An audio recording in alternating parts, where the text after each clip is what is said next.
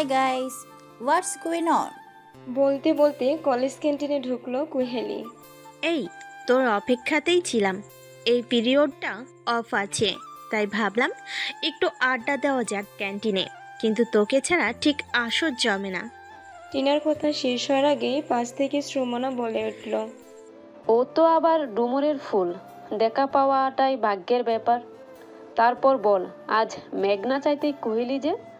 তুই আর এত সকাল সকাল কলেজ, জাস্ট ভাবা যায় না। শ্রমনার কথা শুনে একসাথে সবাই হেসে উঠল। সবাই বলতে টিনা, শ্রমনা, কুহেলি নিজে আর নীলা ওরফে নীলাঞ্জনা। ওরাই নীলাঞ্জনার নামটা ছোট্ট করে নিয়েছে ডাকার সুবিধার্থে। ম্যাথ ডিপার্টমেন্টের ওদের এই 4 জনের গ্রুপটা খুব জনপ্রিয়। সে রেজাল্ট হোক বা কালচারাল অ্যাক্টিভিটি, সব কিছুতে এই গ্রুপটা প্রথম সারিতে থাকে। তবে অন্যান্য বিষয় যেমন ক্লাস ব্যাংক করাতেও এদের বেশ নাম আছে। বিশেষ করে এই কুহেলির স্কুল লাইফ থেকে একসাথে এই 4 বান্ধবীর গ্রুপটা আজও একই রকম মজবুত। এই তোরা থাম তো একটু। জানিসই তো আমার অ্যাসাইনমেন্টে সাবমিট করার ডেট পেরিয়ে গেছে। এসকে স্যার ওয়ার্নিং দিয়েছেন, আজ জমা না করলে নো মার্কস।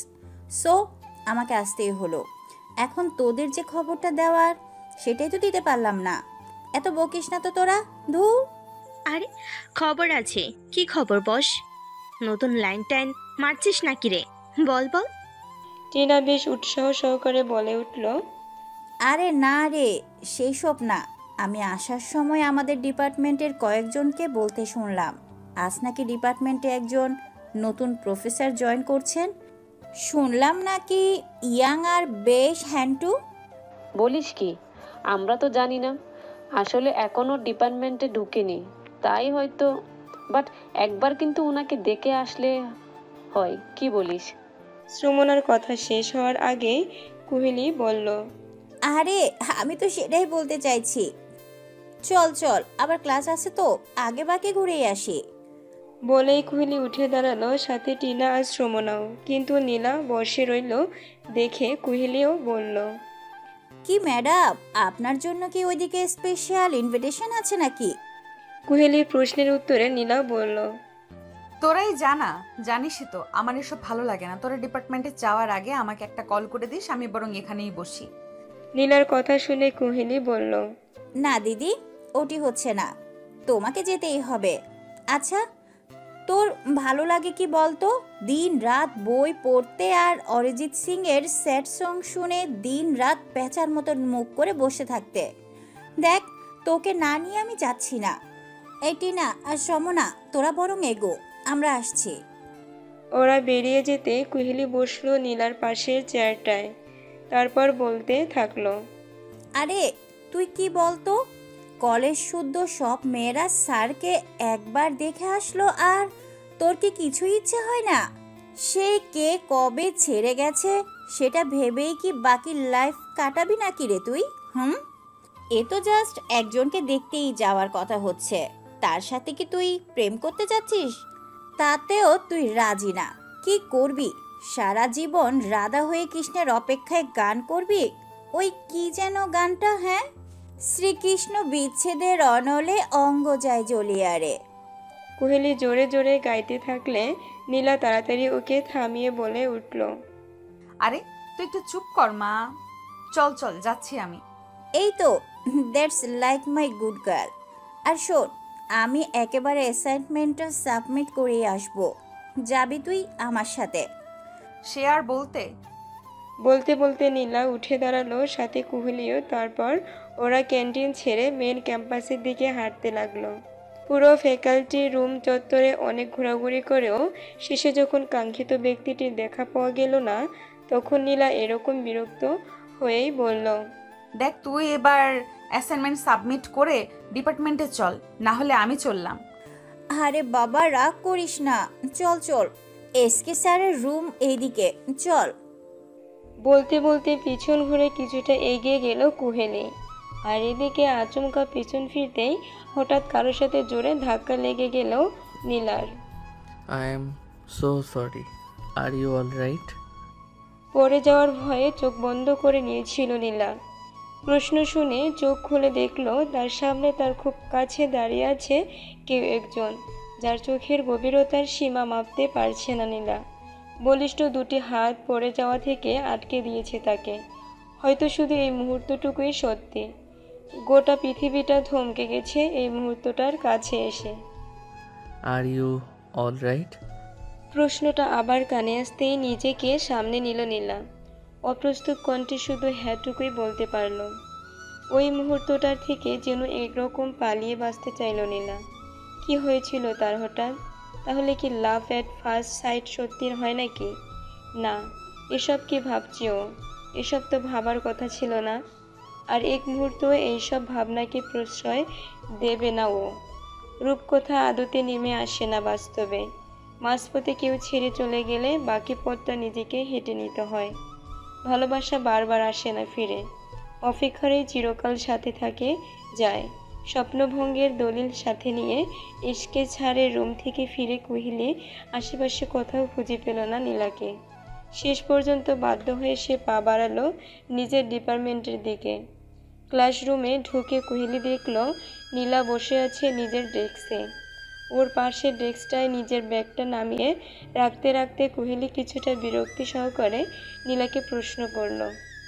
কি বলতো, তুই হঠাৎ চলে আসলি এমন না বলে? তোর যে কখন কি হয় সত্যি বুঝি না বাবা। না মানে আমি নীলার কথা শেষ হওয়ার আগেই ক্লাসে ঢুকলেন তিনি, যাকে দেখার জন্য সকাল থেকে হুড়োহুড়ি। হ্যাঁ, ঠিক ওই ক্লাসে ঢুকলেন ওদের ডিপার্টমেন্টের নতুন প্রফেসর। উঠে দাঁড়িয়ে উইশ করলো সবাই। কেউ বা আলগোছে কপালের ওপর থাকা চুলটা ঠিক করে নিল। কারো ঠোঁটে অকারণে ফুটে উঠল আলগা হাসির রেখা। ছেলেরা হয়তো একটু জেলাস ফিল করলো। 6 feet tall handsome white shirt আর ব্লু ডেনিমের মালিকের উপর শুধু সবার মধ্যে থেকেও একজোড়া চোখ হারিয়ে গেল দূরে, অনেক দূরে, যেখান থেকে ফিরতে ইচ্ছা হয় না, যেখানে থেকে যেতে ইচ্ছা হয় 1 শতাব্দী। কোনো একটা দামি ব্র্যান্ডের পারফিউমের চকলেটের গন্ধে আবিষ্ট হয়ে গেল তার গোটা মন। যে কথাদের ভাবা বারণ, সেটাই কেন ভাবতে থাকি আমরা। Hi everyone, I am Aniruddha Sengupta. From today, this class will be mine. Okay, students? So, আমি যেহেতু আজ নতুন, আজকের ক্লাসটা অনলি ইন্ট্রো হবে। তোমরা সবাই নিজের নিজের ইন্ট্রো দাও। আমি তোমাদের সবার সাথে পরিচিত হতে চাই আগে, and you guys can talk to me very frankly, okay? ভাবনার জাল ছিঁড়ে বাস্তবে ফিরল নীলাঞ্জনা। তবুও থামল না বুকের মধ্যে হাতুড়ি পেটানোর শব্দ। খুব চেনা কণ্ঠস্বরে কানের কাছে কেউ যেন ফিসফিস করে বলে গেল, I am so sorry. Are you all right? Are you all right? First বেঞ্চের ইন্ট্রো শেষ, এবার তো তারই পালা। দুরু দুরু বুকে উঠে দাঁড়ালো নীলা। ভয়, বিস্ময়, না ভালো লাগা, কি এক অদ্ভুত অনুভূতির চোরা স্রোত বয়ে গেল তার মনের মধ্যে। কিছু বলে ওঠার আগেই সে শুনল সেই কণ্ঠস্বর আবারও। আমাদের তো আগেই দেখা হয়েছে, অ্যাম আই রাইট? আরও খানিকটা অপ্রস্তুত হয়ে গিয়ে শুধু মাথা নাড়ালো নীলাঞ্জনা। আর গোটা ক্লাস হয়তো একটু বিস্মিত হলো। হয়তো। তোমার নামটা? Nilanjana Chowdhury. Nice name. Anything about your self? হঠাৎ করে নীলার মনে হলো ওর বলার মতো কিছুই নেই, যেন হঠাৎ সবটা ফাঁকা হয়ে গেছে, বড্ড বেশি ফাঁকা। হয়তো প্রশ্নকর্তাও বুঝলেন অপ্রস্তুত হয়ে পড়েছে ও। It's okay, next please. কিছুটা আশ্বস্ত হয়ে বসে পড়ল নীলা। ও আর থাকতে চায় না এক মুহূর্ত এখানে। এতদিন ধরে বাদ দিয়ে বেঁধে রাখা নদীটার গতিপথ যেন বদলে গেছে হঠাৎ। আর সেই স্রোত ভাসিয়ে নিয়ে গেছে নীলার সমস্ত অস্তিত্বটা। ক্লাস শেষ হওয়ার সাথে সাথেই নিজের ব্যাগটা নিয়ে উঠে দাঁড়ালো ও। কুহেলি, শ্রমনা, টিনারা জানতে চাইলেও বলল শরীরটা ভালো নেই বলে বেরিয়ে পড়ল নীলাঞ্জনা। ওরাও আসতে চেয়েছিল সাথে, ওই বারণ করেছে কারণ আজ বড্ড একা হতে চায়, একটু আড়াল চায়। বাড়ি ফিরে কলিং বেল বাজাতেই নিয়মমাফিক দরজা খুলে দিল পরিচারিকা স্বপ্না মাসি। যদিও পরিচারিকা ভাবে না ওনাকে নীলা কখনো এই মানুষটা একটা বিশেষ জায়গা নিয়ে আছে ওর জীবনে। কি গো, এত তাড়াতাড়ি আস?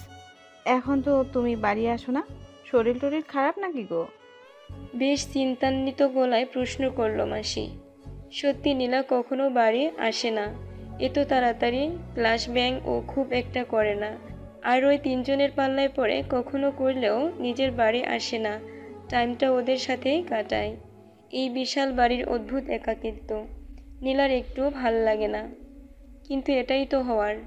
বিখ্যাত গাইনোকোলজিস্ট স্বাতী চৌধুরী আর নিউরোসার্জন বিনায়ক চৌধুরীর একমাত্র মেয়েও। ছোট্ট থেকে কি পায়নি নীলা, এটুকু তো মেনে নিতেই হবে। ছোট থেকেই দেখেছে মা বাবাকে সাফল্যের পিছনে দৌড়াতে, আর ও নিজে হয়তো পারবে না কোনোদিন এতটা সফল হতে। ওগো, উত্তর দিবে তো? আবার বলে উঠল স্বপ্না মাসি। না মানে আজ তেমন কোনো ক্লাস ছিল না আর কি, এমনি একটা কাজ আছে আমার, তাই আসতে হলো। আমি ঘরে গেলাম, পরে কথা বলবো, কেমন? অন্যদিন মাসির সাথে অনেক কথা বলে নীলা, আজ কোনো কিছুই যেন ভালো লাগছে না তার। নিজের ঘরে এসে দরজাটা বন্ধ করে দিল সে। অজান্তেই চোখের কোণ বেয়ে কয়েক ফোঁটা জল গড়িয়ে পড়ল, কিন্তু কিসের কষ্ট তার, যেটা সে অনুভব করছে সেটার কোনো কারণ খুঁজে পাচ্ছে না ও। হয়তো খুঁজে পেলেও মানতে চাইছে না। ওয়ার্ড্রোব খুলে নিচের দিক থেকে একটা পুরনো ডায়েরি বার করলো, বছর তিনেক যেটা খোলা হয়নি।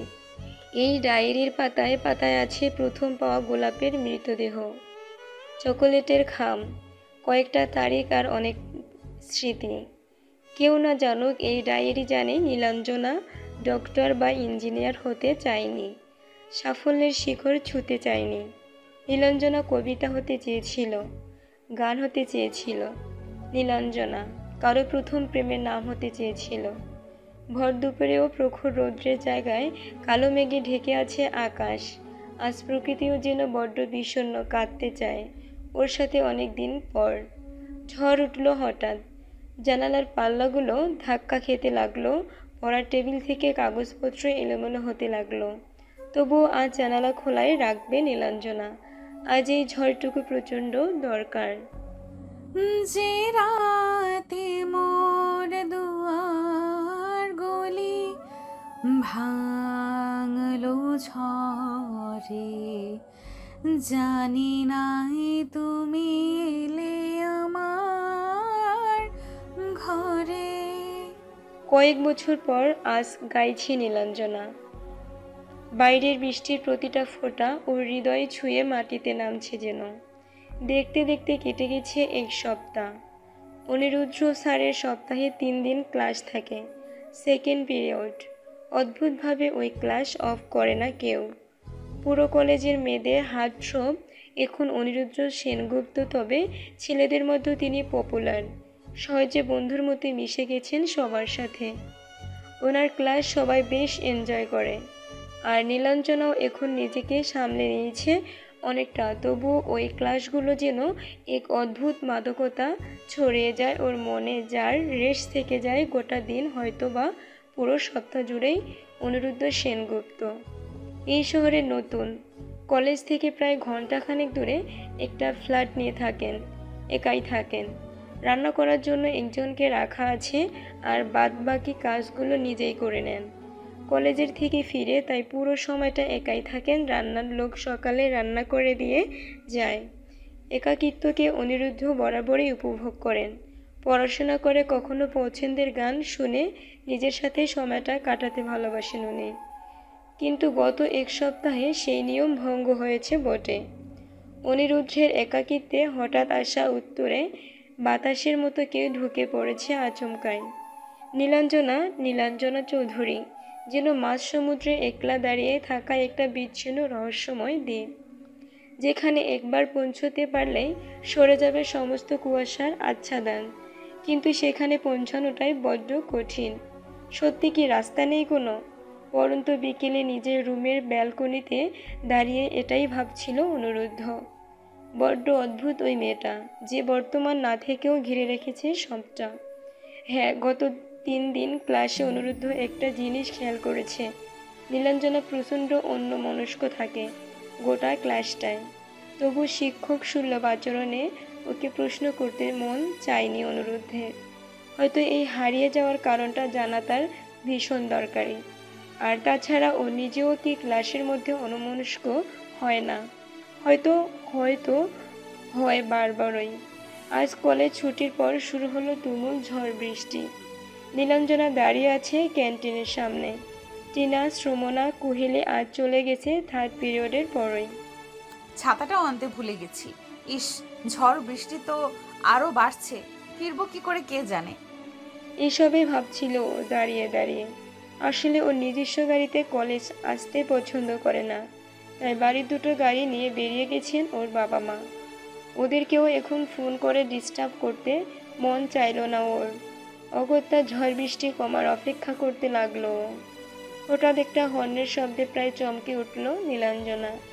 দেখলো ওর সামনে একটা ব্ল্যাক অডি, যার নামিয়ে রাখা উইন্ডো গ্লাস দিয়ে ও দেখলো স্টিয়ারিং এ Aniruddha. If you don't have any problem I can help you. নীলাঞ্জনার উদ্দেশ্যে বলল অনিরুদ্ধ। প্রতি উত্তরে নীলাঞ্জনা কোনো রকমে বলল, thanks, but I can manage. I don't think যে এই ঝড় বৃষ্টি এত তাড়াতাড়ি থেমে যাবে। একটু ভেবে দেখো, নিজে থেকে আসা সাহায্যকারীকে ফেরানো কি ঠিক হবে? অনিরুদ্ধের ঠোঁটে হালকা হাসির রেখা চোখ এড়ালো না নীলাঞ্জনার। হয়তো সাহায্যকারীকে ফেরাতে সেও চায় না মনে মনে, তাই অনিরুদ্ধের পাশের সিটটায় বসে পড়ল আর বেশি কথা না বাড়িয়ে। চলতে শুরু করলো গাড়ি, আর ভেতরে ল্যাভেন্ডারের একটা হালকা গন্ধে আবিষ্ট হয়ে গেল নীলাঞ্জনার সমস্ত সত্তা। বাইরের বৃষ্টি ধোয়া প্রকৃতি সাক্ষী থাকলো আচমকা শুরু হওয়া এক রূপকথার গল্প। আর চোখে অনিরুদ্ধ দেখল একটা মেয়ে, যার চোখ দুটো দিঘির মতো শান্ত। চোখে দৃষ্টি যেন বিষণ্ণতা জমিয়ে রাখতে রাখতে ক্লান্ত। তার ফর্সা চিবুক বেয়ে নেমেছে মুক্তোর মতো কয়েক বিন্দু জল। কপালের উপর ছড়িয়ে আছে মেঘের মতো ভেজা চুল। It's just beautiful. এতক্ষণ একমনে যত্ন করে পরা নেল পালিশগুলো খুঁটি খুঁটি তুলছিল নীলাঞ্জনা, হয়তো উত্তেজনা চাপতেই। হঠাৎ অনিরুদ্ধের কথায় অবাক হয়ে তাকালো সে। না, আসলে শুনেছিলাম বৃষ্টিতে কলকাতা শহর খুব মোহময় হয়ে ওঠে। আজ দেখছি সত্যি বিউটিফুল। সিচুয়েশন হ্যান্ডেল করতে কথা ঘোরালো অনিরুদ্ধ। আরও একটা জিনিস জানলাম এখানে। আমি এতটাই বোরিং যে আমার সাথে হ্যাঁ আর হু ছাড়া কথাই বলা যায় না। It's beautiful, just like the nature. এবারে নীলাঞ্জনা দেখলো অনিরুদ্ধ তাকিয়ে আছে ওর দিকে, আর অনিরুদ্ধের চোখে ছড়িয়ে আছে একরাশ মুগ্ধতা। চকিতে সেদিক থেকে চোখ সরিয়ে বাইরে তাকালো নীলাঞ্জনা। বুকের মধ্যে সবটা খালি হয়ে যাওয়ার আগেই সরে যেতে হয়। ওর তো গুছিয়ে নেওয়ার কিছুই নেই। যে পথে আমরা কোনোদিন হাঁটতে পারবো না, সেই পথের সামনে দাঁড়িয়ে একটাই কাজ করা থাকে, পিছনে ফিরে যাওয়া। ওকেও এবার তাই করতে হবে। গাড়িটা এখানে থামান, আমি এখান থেকে চলে যেতে পারবো। কিন্তু এখনও তো বৃষ্টি কমেনি। তোমার বাড়িটা এখান থেকে কোন দিকে বলো, আমি তোমায় ছেড়ে দেব ওখানেই। নো থ্যাঙ্কস, এখান থেকে আমার বাড়ি কাছেই, আমি চলে যেতে পারবো। নীলাঞ্জনার যেন প্রচণ্ড ব্যস্ত হয়ে পড়ল, সেটা বুঝে গাড়ি থামালো অনিরুদ্ধ। নীলাঞ্জনা ওডির ডোরটা খুলতে অনিরুদ্ধ বলে উঠল, কি হতো যদি বাকি পথটা তুমি আমার সাথেই যেতে? অনিরুদ্ধের কণ্ঠস্বরে একটি বিষণ্ণতা ছুঁয়ে গেল। কি এই পর্যন্ত তো আসার কথা ছিল না। আসলে আমি ছাতাটা আনতে ভুলে গেছিলাম, আর ভুললে চলবে না। নীলাঞ্জনা পরিস্থিতিটাকে কিছুটা হালকা করতে চাইল। কিন্তু আমি চাইবো তুমি এই ভুল বারবার করো। কেঁপে উঠল নীলাঞ্জনার সমস্ত সত্তা। বিস্মিত নীলাঞ্জনার সামনে দিয়ে বেরিয়ে গেল অনিরুদ্ধের অদি। বাকি পথটা শহরের ক্লান্তি ধুয়ে নামতে থাকা বৃষ্টিতে ভিজল নীলাঞ্জনা। তার সাথে মিশে গেল তার চোখের জল। যা বলা যায় না কাউকে, দেখানো যায় না কাউকে, সেই সব গোপন কথাদের ছুঁয়ে যাক আজকের বৃষ্টি। ঘড়িতে তখন রাত্রি 8টা। নিজের বিছানায় ল্যাপটপে কিছু কাজ করছিল অনিরুদ্ধ, কিন্তু কিছুতেই মনোনিবেশ করতে পারছিল না সে। বারবারই মনে হচ্ছিল কিছুক্ষণ আগে ঘটে যাওয়া ঘটনার কথা। বড্ড ভুল সময়ে ভুলভাল কথা বলে ফেলেছি।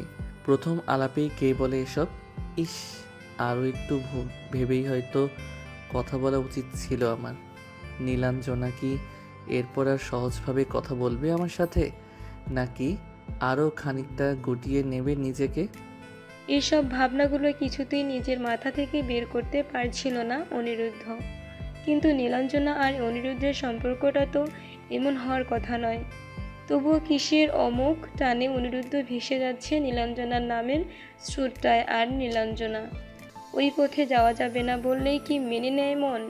শত চেষ্টা শত বাধা ব্যর্থ করে মন খুঁজে নেয় তার পছন্দের আশ্রয়। এটাই তো নিয়ম নশ্বর এই জীবনের।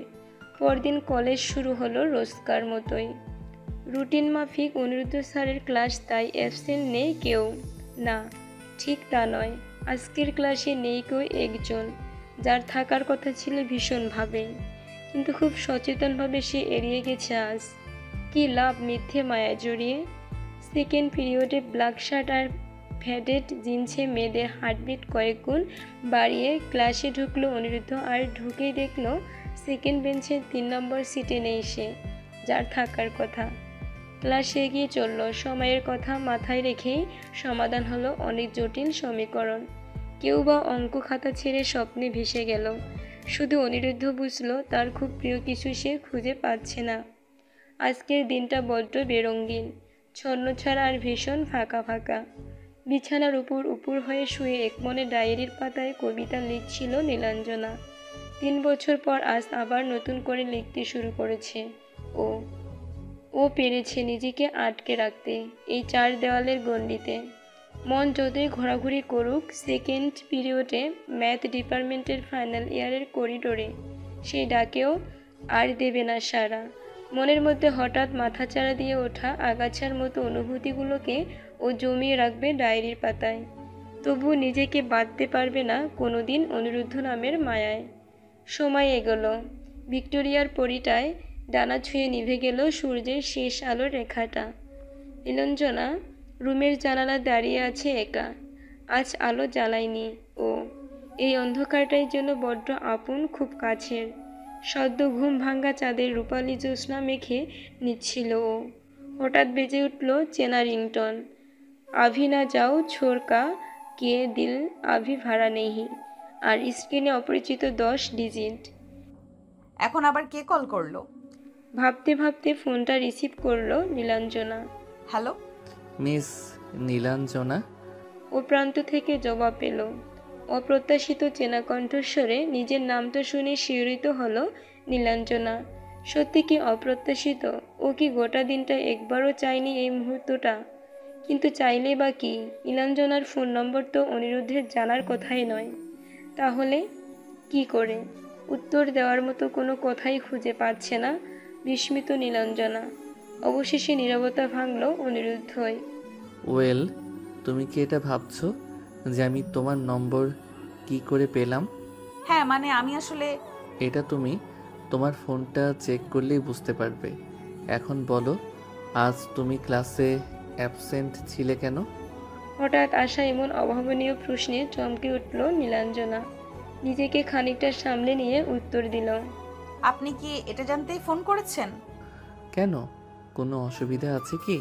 কিন্তু নো, কিন্তু তুমি বলো কেন আসোনি আজ? এমনি।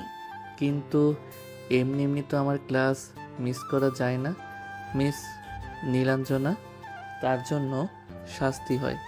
কি শাস্তি? তুমি বলো, তুমি কি শাস্তি চাও? কিন্তু এটা তো আমার বলার কথা নয়। নীলাঞ্জনার কথায় তীব্র অসন্তোষ দেখা গেল। Okay, then I will decide it. Be prepare. Okay. One more thing, don't dare to miss my class again. Nilanjana. ফোনটা কেটে দিল অনিরুদ্ধ। নীলাঞ্জনা বুঝতে পারল না শেষ কথাটায় ঠিক কী ছিল, আদেশ না প্রচ্ছন্ন অধিকার বোধ। ঠিক তখনই নীলাঞ্জনার ফোনে একটা নোটিফিকেশন এলো। কিছুক্ষণ আগেই কোহেলি ওকে অ্যাড করেছে নতুন খোলা ফাইনাল ইয়ারের হোয়াটসঅ্যাপ গ্রুপে। ও দেখলো গ্রুপটায় ওদের ব্যাচের সবার সাথে আছে অনিরুদ্ধ। তাহলে এইভাবেই উনি আমার নাম্বার পেয়েছেন। কিন্তু এই গ্রুপটা কিসের জন্য খোলা হলো হঠাৎ? এসব ভাবতে ভাবতে ও কল করলো কোহেলিকে। কোহেলির কাছ থেকে নীলাঞ্জনা জানতে পারলো এই গ্রুপটা খোলা হয়েছে অনিরুদ্ধের কথায়। এখানে নাকি ওদের একটা ডাউট ক্লিয়ারিং সেশন শুরু করতে চান উনি। সত্যি কি এটাই কারণ, নাকি অনিরুদ্ধ পেতে চেয়েছিল শুধু নীলাঞ্জনার নম্বরটাই? এটা শুধু একটা অজুহাত মাত্র। এড়িয়ে যেতে চাইলেও নীলাঞ্জনার সমস্ত সত্তা ভাবতে থাকলো এই একটা কথাই। ফিরিয়ে দিলেও বারবার কেন সে সামনে এসে দাঁড়ায়? মনের ঘরে পর্দা টানা বড্ড কঠিন হয়ে যায়। অনেকদিন পর আজ একসাথে ডিনার টেবিলে বসেছেন নীলাঞ্জনার বাবা মা, আর সাথে নীলাঞ্জনাও। সচরাচর এমন দিন খুব একটা আসে না এই বাড়িতে, কারণ ওনারা প্রায় অনেক দেরি করে বাড়ি ফেরেন। ততক্ষণে নীলাঞ্জনা ডিনার সেরে নিজের রুমে চলে যায়। আগেও অপেক্ষা করতো সবার বাড়ি ফিরে আসার, এখন আর করে না সেটা। ও এখন একাকিত্বটাকে মেনে নিয়েছে ভীষণভাবে। হয়তো এখন আর ও সঙ্গ চায় না কারো। আজ ডিনার টেবিলে বড্ড চুপচাপ ছিল নীলাঞ্জনা। বিগত কয়েক বছর অবশ্য ও এমনই থাকে। তারপর বলো, কেমন চলছে তোমার পড়াশোনা? নীলাঞ্জনার বাবা প্রশ্ন করলেন। ভালোই। আসলে আমরা আজ রাতের ফ্লাইটে দুবাই যাচ্ছি, একটা কনফারেন্স আছে। কালই বিষয়টা ঠিক হয়েছে, তোমাকে জানাতে পারিনি তাই আগে। And if you want you can join us. তুমি তো অনেক দিন কোথাও বেরো না, তোমার একটা ছোট্ট ট্রিপ হয়ে যাবে, কি বলো? আর তাছাড়া তোমার তো এক্সাম নেই সামনে, আর মাত্র 1 উইকের ব্যাপার। You can join. নীলাঞ্জনার মায়ের কথার সম্মতিসূচক মাথা নাড়ালেন ওর বাবাও। নীলাঞ্জনা উত্তর দিল, না, আমি যেতে চাই না। কিন্তু কেন? এই প্রশ্নের কোনো উত্তর পেলেন না নীলাঞ্জনার বাবা। কিছুক্ষণ চুপ করে থেকে উনি আবার বললেন, কি হয়েছে তোমার? তুমি এভাবে সব কিছু থেকে নিজেকে গুটিয়ে নিচ্ছ কেন? তোমার কি অসুবিধা? তুমি আমাদের বলতে পারো। You can tell your problem my girl. Nothing. শান্ত স্বরে উত্তর দিয়ে উঠে গেল নীলাঞ্জনা। এসব এখন আর তার ভালো লাগে না মোটেই। একা বাঁচতে সে শিখে নিয়েছে অনেক দিন আগেই। নীলাঞ্জনার বাবা মা বেরিয়ে গেছেন কখন জানে না নীলাঞ্জনা। রাতটা জেগেই কাটিয়েছে ও। কলেজ যাবে না ও আজ। অনিরুদ্ধের করা হুকুমকে অগ্রাহ্য করেই যাবে না ও আজ। বড্ড বেশি করে ওর মনে পড়ছে সৌগতর কথা। সৈগত ওর প্রথম প্রেম, প্রথম ভরসাস্থল, যার হাতে ও একদিন চোখ বন্ধ করে সমর্পণ করেছিল নিজেকে। ভেবেছিল এবার হয়তো একটার একান্ত নিজস্ব আশ্রয় পেল, যার হাত ধরে ওর সমস্ত ছোট ছোট স্বপ্নগুলো ছুঁয়ে দেখবে এবার। সেই তো একদিন আচমকায় বিনা নোটিশে ছেড়ে গেছিল মাঝপথে। আর তারপর থেকে নিজেকে এক কঠিন আবরণে ঢেকে নিয়েছে নীলাঞ্জনা, যেখানে প্রবেশের অনুমতি নেই কারো। কুহেলি টিনারা প্রায় মজা করে বলে নীলা নাকি কৃষ্ণের বিরহে রাধা হয়ে বসে আছে অপেক্ষায়। কিন্তু নীলাঞ্জনা জানে ওর রাধা হতে চায়নি। নীলাঞ্জনা সাধারণত হতে চেয়েছিল। নীলাঞ্জনা কারো প্রথম প্রেমের নাম হতে চেয়েছিল। আজ সারাদিন বালিশে মুখ গুজে কাঁদল নীলাঞ্জনা। সকাল পেরিয়ে দুপুর, দুপুর গড়িয়ে বিকেল কখন হলো খোঁজ রাখেনি ও। যাদেরকে ও আঁকড়ে ধরে বাঁচতে চেয়েছে তারাই কেন ছেড়ে চলে যায় ওকে বারবার একা করে? নাকি তাদের রাখতে পারে না ও নিজেই? আর 5 জনের মতো সাধারণভাবে বাঁচার ওর কি অধিকার নেই কোনো? কেন এমন শুধু ওর সাথে হয় বারবার? এর মধ্যে স্বপ্নামাসী বেশ কয়েকবার নীলাকে খাওয়ার জন্য ডাকাডাকি করে ফিরে গেছে। নীলা আর বারবারই বলেছে, আমাকে আজ আর বিরক্ত করো না, আমি একটু একা থাকতে চাই। ইচ্ছা হলে খেয়ে নেব নিজেই। ঠিক সন্ধেবেলা নীলাঞ্জনার ফোনে একটা ফোন আসলো। স্ক্রিনে ভেসে উঠল 10টা ডিজিট, কিন্তু এবারে ডিজিটগুলো খুব পরিচিত। সকাল থেকে অনেক কষ্টে আটকে রাখা কান্নাটা যেন আবার বেরিয়ে আসতে চাইল নতুন করে। না, এই কলও ধরবে না কিছুতেই। এক সময় কেটে গেল কলটা, কিন্তু কিছুটা স্বস্তি পেতে না পেতেই আবার স্ক্রিনে সেই নম্বর। এবার নীলাঞ্জনা আর সামলাতে পারল না নিজেকে। কলটা ধরে বলতে শুরু করলো, কেন কল করেছেন আপনি আমাকে? আপনার ক্লাস মিস করেছি তাই? If you want you can punish me, but you have no right to interfere in my personal life. আপনি আমাকে এইভাবে ফোন করতে পারেন না। You have no right. Do you get it? এক নিঃশ্বাসে কথাগুলো বলে থামল নীলাঞ্জনা। আর ফোনের এই প্রান্ত থেকে খুব আস্তে অথচ গভীর স্বরে উত্তর এলো। Are you okay? এই প্রশ্নের কোনো উত্তর খুঁজে পেল না নীলা। তার দুই চোখে তখন সদ্য বাঁধভাঙ্গা নদীর উন্মুক্ত প্লাবন। ফোনটা কেটে দিল নীলাঞ্জনা। আবারও ভেঙে পড়ল কান্নায়। ঠিক ঘন্টাখানেক পর ওর ফোনে একটা মেসেজ ঢুকলো। বাইরে এসো please, I am waiting for you. এরকম একটা মেসেজ দেখে নীলাঞ্জনা তাড়াতাড়ি বিছানা থেকে উঠে সামনের জানালা খুলে দেখলো তার বাড়ির সামনে দাঁড়িয়ে আছে সে ব্ল্যাক ওডি, আর তার সামনে হেলান দিয়ে দাঁড়িয়ে আছে অনিরুদ্ধ। হ্যাঁ, অনিরুদ্ধ, যার কাছ থেকে ও দূরে সরে যেতে চাইছে। বারবার নিজের অনুভূতিগুলোর সাথে লড়ে যাচ্ছে দিনরাত। কি করবে ও? বারবার পালাতে পালাতে ক্লান্ত নীলাঞ্জনা। এই ডাক অগ্রাহ্য করার ক্ষমতা যে ওর নেই। তাড়াতাড়ি চোখে মুখে জল দিয়ে ড্রেসটা বদলে নিচে নেমে গেল ও। মাসিকে বলল একটু বেরোচ্ছে, চলে আসবে সময় মতো। মেন গেট খুলে বাইরে বেরোতেই অনিরুদ্ধ এগিয়ে এলো ওর দিকে। ও কিছু বলে ওঠার আগে ওর হাতটা ধরে ফেলল অনিরুদ্ধ। এক অদ্ভুত অনুভূতিতে শিহরিত হলো নীলাঞ্জনা। দ্বিধা, বিস্ময় আর ভালো লাগার এক অদ্ভুত আবেশে আবেশিত হয়ে গেল নীলাঞ্জনার গোটা মনটা। সামনের সিটে ওকে বসিয়ে অনিরুদ্ধ বসে পড়ল স্টিয়ারিংয়ে। চলতে শুরু করলো গাড়ি অজানা গন্তব্যে। নীলাঞ্জনারাও আর জানতে ইচ্ছা হলো না কোথায় নিয়ে যাচ্ছে অনিরুদ্ধ ওকে। মুহূর্তেই নীরবতা ভেঙে অনিরুদ্ধ হঠাৎ ওর কানের পাশে ফিসফিস করে বলে উঠল। তুমি কাঁদছিলে? নীলাঞ্জনার অবাক চোখে ওর দিকে তাকিয়ে বলল, কই না তো। মিথ্যে কথা, তুমি কাঁদছিলে। I can feel. বিস্মিত নীলাঞ্জনা হঠাৎ বলে ফেলল। আপনি কি করে জানলেন? নীলার দিক থেকে চোখ সরিয়ে সামনে তাকালো অনিরুদ্ধ। তার ঠোঁটে ফুটে উঠল একটু আলগা হাসির রেখা। প্রেমের শহরের পথঘাট তখন ধুয়ে যাচ্ছে নিয়ন আলোর স্রোতে। নীলাঞ্জনা বুঝল যেখানে থেকে যাওয়ার কথা থাকে সেখান থেকে পালাতে চাওয়াটাই তো বৃথা। একটু আগে সে অসহ্য মন খারাপের একটু রেশ আর নেই ওর চোখ মুখে। অনিরুদ্ধের বলা প্রতিটা কথা যেন মলম হয়ে সারিয়ে দিয়েছে ওর হৃদয়ের সব কটা ক্ষত। ভালোবাসা এভাবেই বারবার ফিরে আসে ভিন্ন অনুভূতির মোড়কে। বেশ কিছুক্ষণ পর অনিরুদ্ধ গাড়ি থামালো। চারপাশটা ভালো করে দেখলো নীলাঞ্জনা। না, আশেপাশে কোনো ক্যাফে বা রেস্তোরাঁ কিছুই তো চোখে পড়ছে না। লোকজনও তো নেই তেমন এদিকটায়। এরকম শুনশান একটা জায়গায় অনিরুদ্ধ ওকে কেন নিয়ে আসলো? তাহলে কি অন্য কোনো উদ্দেশ্য?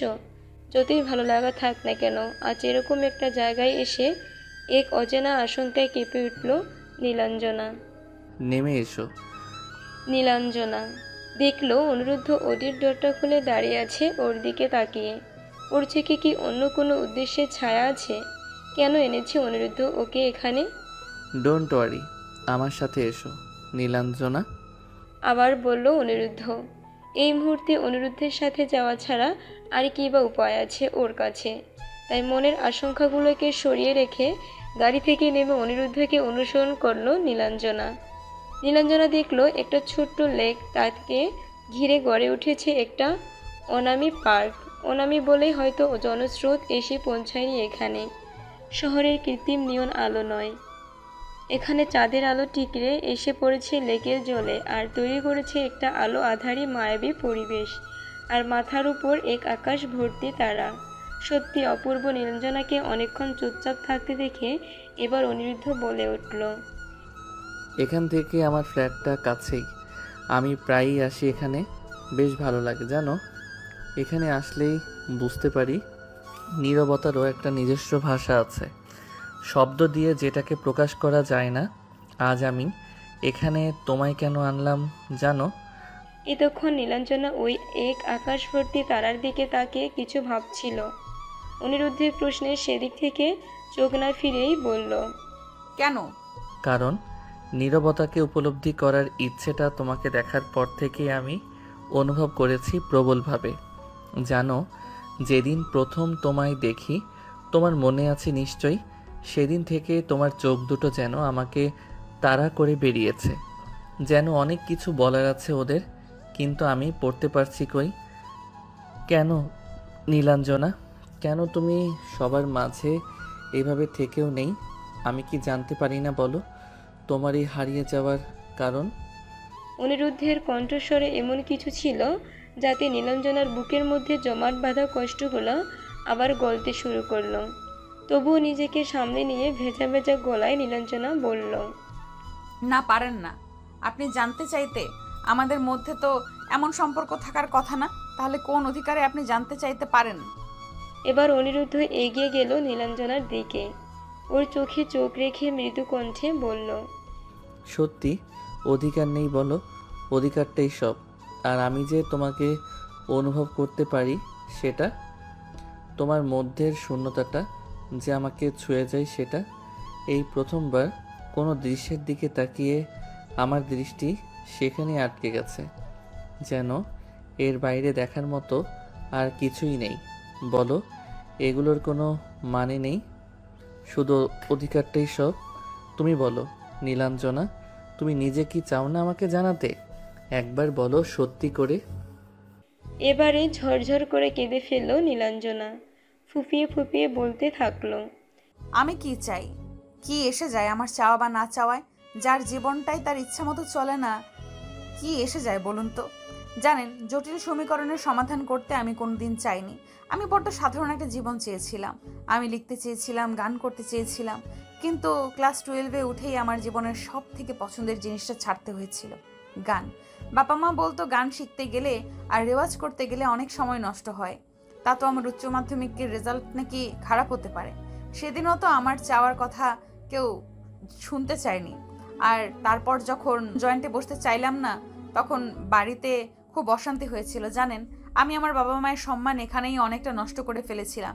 তাই শেষ পর্যন্ত ওদের কথা মতো ম্যাথ অনার্স করলাম। আমার আর বলা হলো না আমি ম্যাথ নয়, বাংলা নিয়ে পড়তে চেয়েছিলাম। আসলে সেই সাহসটা আর জোটাতে পারিনি। যতই হোক, সমাজে আমার বাবা মায়ের একটা সম্মান আছে, আমাকে তো এটুকু ভাবতেই হবে বলুন। এতটা বলেই কান্নায় ভেঙে পড়ল নীলাঞ্জনা। কিন্তু অনিরুদ্ধ থামালো না ওকে। কিছুক্ষণ পর নীলা একটু শান্ত হলে অনিরুদ্ধ ওর আরও কাছে এগিয়ে গেল। আস্তে আস্তে নিজের 2 হাত দিয়ে নীলার মুখটা তুলে ধরলো। নীলার দিঘির মতো চোখ দুটো দিয়ে গড়িয়ে পড়া অশ্রুবিন্দুগুলো মুছে দিল অনিরুদ্ধ। আর নীলাঞ্জনা দেখলো অনিরুদ্ধ দাঁড়িয়ে আছে ওর খুব কাছে, যেখান থেকে একে অপরের নিঃশ্বাস ছোঁয়া যায়। আড়ষ্ট হয়ে গেল নীলাঞ্জনার সারা শরীর। ওর পা দুটো যেন গেঁথে গেছে মাটির সাথে। পিছিয়ে যেতে চাইলেও উপায় নেই কোনো। এজন্য এক অন্যরকম অনুভূতি। নীলার মুখের দিকে একটু ঝুঁকলো অনিরুদ্ধ। কানের কাছে মুখ নিয়ে ফিসফিস করে বলল, আমাদের এই জীবনটা কয়েক মুহূর্তের যাত্রাপথ মাত্র। যে যাই বলুক, কিন্তু সব কিছু পেরিয়ে এই যাত্রাপথটা হাঁটতে হয় আমাদের নিজেদেরকেই। আর যেদিন গন্তব্য এসে যাবে সেদিন নিজের কাছে কি বলবে যে বলার মতো কোনো গল্পই নেই আমার এই জীবনে। হতে পারে না, ভেবে বসে থাকার সময় যে থাকে না আমাদের হাতে। নীলা, এই জীবনের প্রতিটা মুহূর্তকে এমনভাবে বেছে নিতে হয় যাতে প্রত্যেকটা মুহূর্তকে ঘিরে একটা নতুন গল্প লেখা যায়। নীলাঞ্জনার হৃদয়ে প্রত্যেকটা অলিগলিতে প্রতিধ্বনিতে হলো অনিরুদ্ধের কথাগুলো। আর এক মুহূর্ত কিচ্ছু না ভাবে ও মাথা রাখলো অনিরুদ্ধের প্রশস্ত বুকের ওপর। যেন এই ভরসাটুকুই এতদিন খুঁজছিল ওর ভেঙে যাওয়া মনটা। চোখ বন্ধ করে ও অনুভব করলো অনিরুদ্ধের হাত দুটো আষ্টে পৃষ্ঠে জড়িয়ে রেখেছে ওর কোমরের চারপাশ। আর অনিরুদ্ধের শরীর থেকে ভেসে আসা সেই চকলেট চকলেট গন্ধটা আবার আবিষ্ট করে ফেলছে নীলাকে। শুধু ভালোবাসি না বললে কি রূপকথা লেখা যায় না? নীরবতাও কখনো হয়ে ওঠে শক্ত ভরসার কাঁধ। এভাবে এক আকাশ ভর্তি তারা আর লেকের জলে টিকরে পড়া চাঁদের আলোকে সাক্ষী রেখে না হয় লেখা হোক ওদের গল্পটা। তারপর স্বপ্ন স্বপ্ন কয়েকটা ঘন্টা কাটিয়ে নীলাঞ্জনা বাড়ি ফিরে এসেছিল। কিন্তু বাড়ি ফিরে এক তীব্র আত্মগ্লানিতে দগ্ধ হয়েছিল ওর গোটা মনটা। ছি, কি করে আমি পারলাম এটা? অনিরুদ্ধ স্যারের বাহু পাশে নিজেকে সমর্পণ করতে এতটুকুও বাঁধলো না আমার? ওনার বলা কথাগুলোতে, ওনার ওই চোখের দৃষ্টিতে কি এমন ক্ষমতা ছিল যে এতদিন ধরে আমার নিজের চারদিকে গড়ে তোলা দুর্ভেদ্য আবরণটা উনি এত সহজে পার করতে পারলেন? কিন্তু আমি নিজে কি করে ওনাকে এই অনুমতি দিতে পারলাম? সৌগত, সৌগত, এই জীবনে আমি তো একজনকেই ভালোবেসেছি, সে সৌগত। আমাকে এভাবে ছোঁয়ার অধিকার শুধু একজনেরই ছিল, সে সৌগত। হ্যাঁ, সৌগত হয়তো ভালোবাসেনি আমায়, ও ছেড়ে গেছে আমাকে খুব সহজে, কিন্তু আমি তো ওকে ভালোবেসেছিলাম। ওর মতো আমার ভালোবাসাটা তো মিথ্যে ছিল না। আর আমি তো জানি যে আমি কাউকে ভালোবেসেছি বলেই সেও আমাকে ভালোবাসবে এমন শর্ত তো থাকে না ভালোবাসায়। তাহলে আমি কেন সৌগতর জন্য আমার হৃদয়ের সেই ভালোবাসাটা বাঁচিয়ে রাখতে পারবো না? সৌগতর জন্য আমার ভালোবাসাটা তো সত্যি ছিল, আজও আছে। সৌগতর জায়গায় কাউকে বসানোটা আমার কাছে পাপ। একসাথে দুইজনকে ভালোবাসা যায় না, না যায় না, কোনোদিনও যায় না। সেটা যে চরিত্রহীনতা। নিজের মনে এইসব কথা বলতে বলতে নীলাঞ্জনা ছুটে গেল বাথরুমে। সেখানে শাওয়ারটা চালিয়ে দিয়ে তার নিচে দাঁড়ালো ও। শাওয়ার থেকে ঝরে পড়া প্রতিটি জলকণার সাথে ওর শরীরে লেগে থাকা অনুরোধের স্পর্শগুলো ধুয়ে ফেলতে চাইল ও। চরিত্র কি এতটাই ঠুনকো যে এত সহজেই ফাটল ধরে যায় তাতে? চরিত্র মনের চারিদিকে গড়ে দেওয়া চীনের প্রাচীর, নাকি যে সেটা পেরোনো এতটাই অসম্ভব, আর কেউ যদি সেটা পেরিয়ে ঢুকে পড়ে তাহলে কি সেই প্রাচীর দুর্বল? সত্যি কি এতটা সহজ হয় জীবনের সব ঘটনার ব্যাখ্যা? আজ ম্যাথ ডিপার্টমেন্টের ফাইনাল ইয়ারের ক্লাসে প্রেজেন্ট আছে সবাই। আজ নীলাঞ্জনাও ও, কিন্তু স্বাভাবিকের থেকে আরও চুপচাপ, যেন গত রাতে কোনো নাম না জানা সাইক্লোন বয়ে গেছে ওর ওপর দিয়ে। ওই জন্য আজ শুধুই ধ্বংসাবশেষ। আজ ক্লাসে ঢুকে নির্দিষ্ট সিটে নীলাঞ্জনাকে দেখে অনিরুদ্ধ কিছুটা আশ্বস্ত হলো, কিন্তু ওই দিঘির মতো চোখ দুটোয় আজ এক অস্বাভাবিক শীতলতা অনুভব করলো অনিরুদ্ধ। ক্লাসের মাঝে অনিরুদ্ধ বরাবরই এসেছে নীলাঞ্জনার ডেস্কের পাশে, আর ক্লাস শেষ হওয়ার একটু আগে সবার চোখ এড়িয়ে নীলাঞ্জনার ডেস্কে অনিরুদ্ধ রেখে দিল একটা ছোট্ট চিরকুট। নীলাঞ্জনা দেখলো তাতে লেখা, বিকেল 5টা, ক্যাফে একান্তে। তোমার শাস্তি মনে আছে নিশ্চয়ই। ক্লাস শেষে বেরোনোর সময় নীলাঞ্জনার দিকে তাকিয়ে মৃদু হাসল অনিরুদ্ধ, আর নীলাঞ্জনার মনে ধিক ধিক করে জ্বলতে থাকা আগুনটা যেন আবার করে জ্বলে উঠল নতুন করে। না, এই অন্যায়কে আর প্রশ্রয় দেওয়া যাবে না। আমাদের সম্পর্কটা একজন টিচার আর স্টুডেন্টের বাইরে আর কিছুই না। এটা ওনাকে আজ বোঝাতেই হবে। নীলাঞ্জনা ভাবতে থাকলো মনে মনে। অতঃপর কলেজ থেকে ফিরে তৈরি হয়ে বেরিয়ে পড়ল ক্যাফে। একান্তের উদ্দেশ্যে ঘণ্টাখানেকের মধ্যেই নীলাঞ্জনা পৌঁছে গেল ক্যাফেতে, আর ভেতরে ঢুকে দেখলো একটা 2-সিট কর্নার টেবিলে বসে আছে অনিরুদ্ধ। মনে মনে নিজেকে প্রস্তুত করে নিয়ে নীলা এগিয়ে গেল সেদিকে। নীলাকে আসতে দেখে উঠে দাঁড়ালো অনিরুদ্ধ। হাই, আমি জানতাম তুমি আসবে। কেন ডেকেছেন? খুব ঠান্ডা স্বরে প্রশ্ন করলো নীলাঞ্জনা। আগে বসো তো, কফি অর্ডার করি। চেয়ারটা টেনে বসতে বসতে নীলাঞ্জনা বলল, না, আগে বলুন কেন ডেকেছেন। সত্যি বলো তো নীলাঞ্জনা, তুমি কি জানো না আমি কেন তোমায় ডেকেছি? না, জানি না, তাই তো জানতে চাইছি। আবারও একইভাবে উত্তর দিল নীলাঞ্জনা। যদি আমি ভালোবাসি তোমাকে, হাঁটতে চাই তোমার পাশে অসীম পর্যন্ত, তুমি কি ধরবে আমার হাত বলো? হঠাৎ চমকে উঠল নীলাঞ্জনা। সে নিজেকে প্রস্তুত করেছিল বটে, কিন্তু এরকম কোনো কথার জন্য নয়। অনিরুদ্ধের মনের কথাও নিজেও যে বুঝে না তা নয়, কিন্তু তাই বলে এত সহজে অনিরুদ্ধ যে এভাবে ওর সামনে কথাগুলো বলতে পারে সেটা তো ভাবেইনি। হাতের তালু ঘেমে উঠল নীলার। মাথা নিচু করে কাঁপা কাঁপা স্বরে ও বলল, ইম্পসিবল। কেন? কারণ আপনি আমার টিচার। আপনি বুঝতে পারছেন না এটা জানাজানি হলে কি হতে পারে। কি হতে পারে? এটা কেউ ভালো চোখে দেখবে না। আপনি কি সেটা সত্যিই বুঝতে পারছেন না? কেমন নীলাঞ্জনা, আমি তোমার কথা জানতে চাই। এই সমাজে কে কি ভাববে সেসব না, তুমি প্লিজ নিজের মনের কথা বলো। তুমি কি কিছুই অনুভব করো না আমার জন্য? আর যদি এটাই তোমার নিজের কথা হয় তাহলে আমি তোমায় কোনো দিন জোর করব না, কিন্তু তুমি প্লিজ বলো তুমি কি চাও।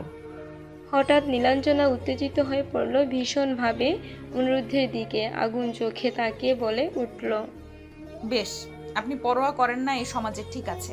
তাহলে আপনি সবার সামনে দাঁড়িয়ে বলতে পারবেন তো যে আপনি ভালোবাসেন আমাকে? পারবেন তো? যদি পারি। নীলাঞ্জনার চোখের দিকে তাকিয়ে মৃদু কণ্ঠে বলল অনিরুদ্ধ। তাহলে? তাহলে কি? তাহলে সেদিন থেকে নীলাঞ্জনা আপনার। নিজের কথার প্রতিধ্বনি নিজের কানে পৌঁছতেই চমকে উঠল নীলাঞ্জনা। এটা কি বলল ও? তো এটা বলতে আসেনি এখানে। তাহলে কেন? নিজের অজান্তেই ওর চোখ দিয়ে গড়িয়ে পড়ল দুফোঁটা জল। কেন যেটাই করার থাকে না সেটাই আমাদের দিয়ে করিয়ে নেয় এই অবদ্ধ মন। নীলার দিকে তাকিয়ে অনিরুদ্ধ আস্তে আস্তে বলল। বেশ, তবে তাই হোক। কিন্তু নীলাঞ্জনা আর অনিরুদ্ধের গল্পটা এগোয়নি আর। নীলাঞ্জনা নিজেই তো চেয়েছিল এটা। ওর দেওয়া শর্তটা মেনে নেওয়া যে অনিরুদ্ধের পক্ষে কার্যত অসম্ভব, সেটা বুঝেই তো ও দিয়েছিল শর্তটা। আর ওদের সম্পর্কটা প্রকাশ্যে আসলে সেটা যে অনিরুদ্ধের জন্য খুব একটা সম্মানজনক হবে না, সেটা বুঝে অনিরুদ্ধ নিজেও। হয়তো ওর বিরুদ্ধে অনেক পদক্ষেপ না হতে পারে। নিজের ক্যারিয়ার না নীলাঞ্জনা কাকে বেছে নেবে অনিরুদ্ধ, এসব ভেবে কেটেছে গোটা একটা মাস। আর এই এক মাসে বারবার দেখা হয়েছে ওদের। প্রতিবারে অনিরুদ্ধের দৃষ্টিতে জমে থাকা ব্যাকুলতা ছুঁয়ে গেছে নীলাঞ্জনার হৃদয়। ও নিজেও যে কষ্ট পাচ্ছে না তা নয়, কিন্তু নিজের চারিদিকে গড়ে দেওয়া অদৃশ্য বারণের বেড়াজাল নীলা পেরোতে পারছে না কিছুতেই। হয়তো আবার প্রতারিত হওয়ার ভয়ে, অথবা এতদিন ধরে নীলা নিজের মধ্যে জমিয়ে রেখেছে একটা ধারণা যে দ্বিতীয়বার ভালোবাসা যায় না, তাহলে প্রথম ভালোবাসাটা মিথ্যে হয়ে যায়। কিংবা ও নিজেকে হাঁটতে দেখতে চায় না সৌগতার দেখানো পথে। ওর অবচেতন মনে জমে আছে একটা জেদ যে ও সারা জীবন নিজের মনে সৌগতের জন্য ভালোবাসাটা বাঁচিয়ে রাখবে। ও নিজের কাছে প্রমাণ করবেই ওর ভালোবাসা মিথ্যে ছিল না। এই সমস্ত কিছু নীলাকে বাধ্য করেছিল অনিরুদ্ধের ডাকে সাড়া না দিতে। এক অসম্ভব মানসিক দোলাচলে বিধ্বস্ত হতে থাকলো নীলাঞ্জনা। কালচারাল অ্যাক্টিভিটির দিকে এই কলেজটার ভালোই নামডাক আছে। প্রতি বছরই কলেজে একটা ট্যালেন্ট হান্ট অনুষ্ঠান আয়োজন করা হয়, যেখানে উপস্থিত থাকেন অনেক নামি দামি স্পেশাল গেস্ট। এই অনুষ্ঠান ঘিরে বরাবরই স্টুডেন্টদের মধ্যে তুমুল উত্তেজনা দেখা যায়, কারণ এখান থেকে অনেকে সুযোগ পেয়ে যায় বিভিন্ন প্ল্যাটফর্মে পারফর্ম করার। যথারীতি এবছরও অনুষ্ঠানের ডেট ঘোষণা হয়ে গেছে, আর দিন 10 বাকি। রিহার্সেল রুম সেজে উঠেছে নতুন করে। জোর কদমে চলেছে নাচ, গান, আবৃত্তি, নাটকের প্র্যাকটিস। টিচাররাও থাকেন তত্ত্বাবধানের দায়িত্বে। আর এবারে ফাইনাল ইয়ারের নীলাঞ্জনাদের গ্রুপটাও বিভিন্ন বিভাগে তত্ত্বাবধানের দায়িত্বে আছে। কোহেলি নাচের দিকটা দেখছে। প্রতিবারের মতো এবারও নিজে ও নাচবে। আর টিনা শ্রমণারা আবৃত্তি আর গানের দিকে আছে। নীলাঞ্জনা নিজে খুব ভালো গান গাইলেও ও বরাবরই ব্যাক স্টেজে থাকে। অনেকের অনেক অনুরোধ সত্ত্বেও স্টেজে ওঠেনিও। স্পটলাইট চায় না নীলাঞ্জনা। আর এবারে টিচারদের মধ্যে সব থেকে বেশি দায়িত্বে দেখা যাচ্ছে অনিরুদ্ধ ছাড়কে। শোনা গেছে উনি খুব সুন্দর গান করেন। আর এই অনুষ্ঠানে টিচারদের জন্য যে স্পেশাল পারফরমেন্স এর ব্যবস্থা থাকে, সেখানে এবার গান করবেন উনি, এমন কোথাও শোনা গেছে, যেটা স্টুডেন্টদের হৃদস্পন্দন বাড়িয়ে দিয়েছে কয়েক গুণ। তবে এই ব্যাপারটা নিয়ে যথেষ্ট সন্দেহ দেখা দিচ্ছে, কারণ প্রতিদিন গানের রিহার্সেলের সময় অনিরুদ্ধ স্যার রিহার্সেল রুমে থাকলেও নিজে কোনোদিন প্র্যাকটিস করেননি। যাই হোক, তবে এই ব্যাপারটা এখন থেকেই ঘুম উড়িয়ে দিয়েছে অনেকের। তবে এইসব কিছুর মধ্যে নীলাঞ্জনা খেয়াল করেছে, যেই সময়টায় ও অন্যদের গান তুলিয়ে দেয়, ঠিক সেই সময় রিহার্সেল রুমে থাকে অনিরুদ্ধ। মুগ্ধ দৃষ্টিতে তাকিয়ে থাকে ওর দিকে, যেন আশেপাশের বাকি সবই মিথ্যে। নীলাঞ্জনার একটু অস্বস্তি হলেও ভালো লাগাটা যে তার থেকে বেশি থাকে, সেটা কি অস্বীকার করতে পারে ও নিজের কাছে? জানা নেই কেটে গেছে আরও 10 দিন, আর আজ সেই দিন যাকে ঘিরে এত উত্তেজনা আর তোড়জোড়। অডিটোরিয়াম সাজানো হয়েছে সুন্দর করে। স্পেশাল গেস্টদের জন্য স্পেশাল ব্যবস্থা হয়েছে, আর মস্ত অডিটোরিয়াম ভেসে যাচ্ছে স্টুডেন্টদের উল্লাসে। নীলাঞ্জনা তখন রিহার্সেল রুমে ফার্স্ট ইয়ারের প্রতিযোগীদের সব বুঝিয়ে দিচ্ছিল আরেকবার, কারণ ওরা নতুন, প্রথমবার পার্টিসিপেট করছে, তাই যেন কোনো ভুল না হয় সেটাই দেখছিল নীলাঞ্জনা। আর সেই সময় রিহার্সেল রুমের কাচের দরজা ঠেলে ঢুকলো অনিরুদ্ধ। ঢুকেই দেখতে পেল নীলাঞ্জনাকে। আর নীলার পরনে একটা ধূসর রঙের শাড়ি, কানে ছোট্ট মুক্তোর দোল, আর 2 ভুঁর মাঝে একটা কালো টিপ, যেন খুব অবহেলায় সাজানো বিষাদ প্রতিমা। কিন্তু এত রঙের মাঝেও অম্লান নজর করা অপূর্ব।